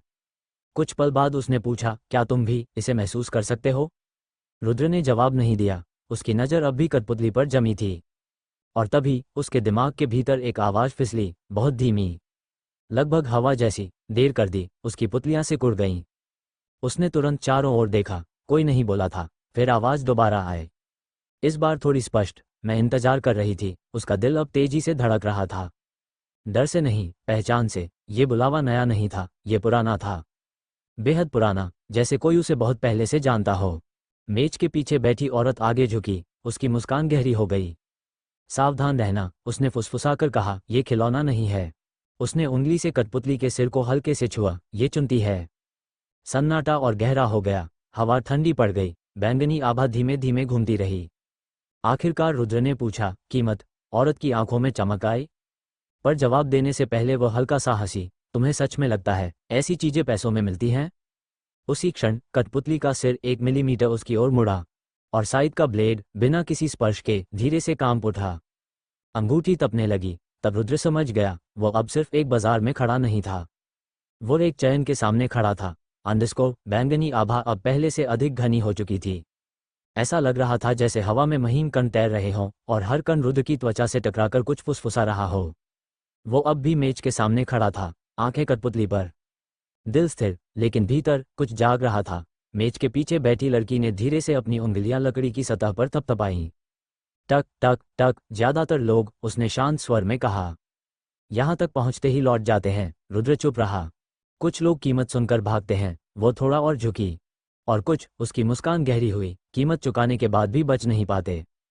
सन्नाटा, दूर कहीं धातु गिरने की आवाज आई और तुरंत ही जैसे किसी ने उस ध्वनि को निगल लिया। ये गली सचमुच आवाजों को मार देती थी। रुद्र ने आखिर पूछा, ये है क्या? लड़की ने कठपुतली की ओर देखा। उसकी नजरों में एक अजीब सा सम्मान था। नाम कई हैं इसके, उसने कहा। कुछ इसे रिपर डॉल कहते हैं, कुछ साइलेंट हार्वेस्टर। वह रुकी, फिर बहुत धीरे बोली, लेकिन इसका असली नाम कोई नहीं लेता। रुद्र की भौं हल्की सिकुड़ी। क्यों? लड़की की आंखों में पहली बार हल्की ठंडक चमकी। क्योंकि नाम लेना ध्यान खींचता है। उसी क्षण कठपुतली की साइड ने बेहद हल्का कंपन किया, जैसे सहमति दे रही हो। अंगूठी अचानक गर्म हुई, तेज नहीं, लेकिन स्पष्ट। रुद्र ने बिना नीचे देखे समझ लिया, डेंजर नहीं, अलर्ट। दोनों अलग चीजें थीं। ये बनी नहीं थी। लड़की ने कहना जारी रखा, इसे बांधा गया था। हवा थोड़ी और ठंडी हो गई। बहुत समय पहले एक अस्तित्व था जो मरना नहीं चाहता था और जिसे मारा नहीं जा सकता था। रुद्र की आंखें स्थिर रहीं। तो उन्होंने उसे तोड़ा, लड़की बोली। शरीर अलग, चेतना अलग, इच्छा अलग। उसने कठपुतली के सीने पर उंगली रखी। और ये वह हिस्सा है जो अब भी काटना चाहता है। कुछ सेकंड तक रुद्र ने कुछ नहीं कहा। फिर, सेमी सेंटिएंट, उसने शांत स्वर में पूछा। लड़की मुस्कुराई। तुम शब्द जानते हो? अच्छा है, वो फुसफुसाई। ये सोती रहती है जब तक जरूरत ना हो, लेकिन खतरा पास आए तो ये जागती है। और जब जागती है, लड़की ने सीधे उसकी आंखों में देखा, तो ये सिर्फ दुश्मनों को नहीं काटती। सन्नाटा, संदेश साफ था। कंट्रोल एक भ्रम है। तभी रुद्र के दिमाग में फिर वही आवाज उतरी।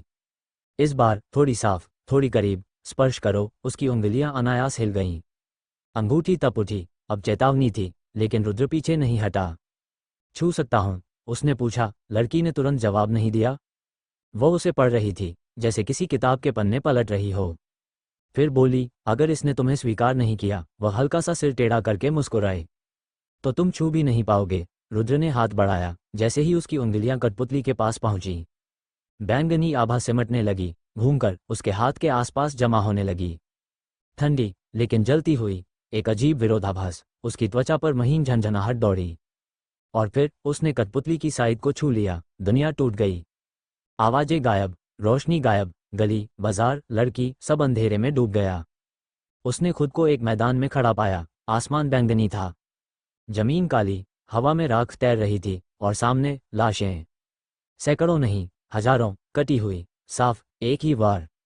रुद्र की सांस भारी हुई, लेकिन उसने नजर नहीं हटाए। तभी उसने उसे देखा। एक आकृति, दूर खड़ी, पतली, लंबी, हाथ में विशाल साइड, चेहरा धुंधला, लेकिन आंखें जलती हुई। उस अस्तित्व ने धीरे धीरे सिर घुमाया, सीधे रुद्र की ओर। और उसी क्षण उसके दिमाग में आवाज गूंजी, पहले से कहीं ज्यादा स्पष्ट। धारक, हवा कांपी, कमजोर मत होना। अचानक वह आकृति उसके सामने थी। इतनी तेजी से आई कि समय प्रतिक्रिया ही न कर सका। साइड ऊपर उठा। एक पल को रुद्र को लगा वार होगा, लेकिन ब्लेड उसके गले से 1 इंच दूर रुक गया। आंखें उसे भेद रही थीं, जांच रही थीं, तौल रही थीं।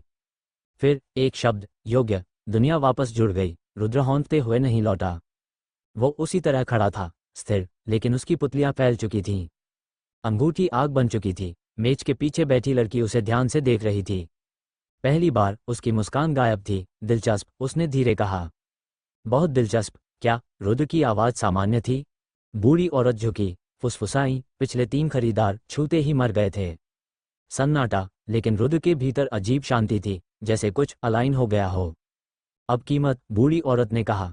पैसा नहीं, पैसा तो होगा ही, वो बोली, लेकिन असली कीमत कुछ और है। उसने 3 उंगलियां उठाईं। पहली, जब ये जागे तुम पीछे नहीं हटोगे। दूसरी, तुम इसे किसी और को देने की कोशिश नहीं करोगे। उसकी आंखें गहरी हुईं। तीसरी, हवा ठंडी हो गई, अगर ये तुम्हारी जान मांगे तो तुम मना नहीं करोगे। कुछ सेकंड, फिर रुद्र ने पूछा, और अगर मैं मना कर दूं? लड़की मुस्कुराई, तो ये खुद ले लेगी? सन्नाटा लंबा खींच गया। फिर रुद्र ने कहा, मंजूर है। कोई हिचक नहीं, कोई नाटक नहीं, बस तथ्य उसी क्षण कठपुतली की आंखों में एक बेहद हल्की चमक आई, जैसे बंद खिड़की के पीछे किसी ने दीपक जलाया हो।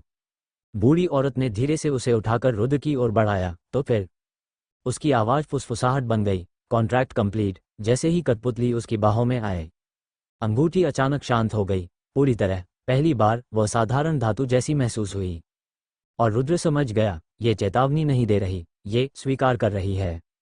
लेकिन ठीक उसी पल कठपुतली के लकड़ी जैसे होंठ एक बाल बराबर हिले, और उसके दिमाग में एक बेहद मुलायम आवाज आई, आखिर मिल गए। रुद्र की सांस धीमी हुई। ये हथियार नहीं था, ये प्रतीक्षा थी, लंबी, प्राचीन और अब समाप्त। लड़की पीछे झुकी। सलाह दूं? उसने कहा। रुद्र ने नजर उठाई। इसे कभी पूरी तरह सोया हुआ मत समझना। वह हल्का सा हंसी। और इसे नाम मत देना। क्यों? उसकी आंखों में अंधेरा चमका। जिस चीज को नाम दिया जाता है वह जवाब देना शुरू कर देती है। रुद्र मुड़ा, गली से बाहर कदम रखा, लेकिन अब उसे साफ महसूस हुआ, वह अकेला नहीं चल रहा था। उसकी बाहों में थमा कठपुतली का बक्सा बिल्कुल निश्चल पड़ा था। फिर भी हर कुछ सेकंड में उसे लगता जैसे साइड का ब्लेड सांस ले रहा हो, और बहुत दूर ब्लैक मार्केट के शोर से परे कहीं शादी की बेहद हल्की धुन फिर बजने लगी। धक धक ताशा 412 दिन बारात आ रही थी, लेकिन अब रुद्र भी तैयार होना शुरू कर चुका था। तो दोस्तों, आज की कहानी यहीं समाप्त होती है। अगर आपको हमारी कहानी पसंद आई हो तो चैनल हॉरर तले एफएम को लाइक करें, सब्सक्राइब करें और बेल आइकन जरूर दबाएं, ताकि हमारी अगली रोमांचक कहानियां आप तक सबसे पहले पहुंचें। आपका हर एक लाइक और सब्सक्राइब हमें और बेहतर कहानियां बनाने की ताकत देता है। आपके कीमती समय और प्यार के लिए दिल से धन्यवाद। जल्द मिलेंगे एक नई रहस्यमयी कहानी के साथ। तब तक खुश रहिए, सुरक्षित रहिए।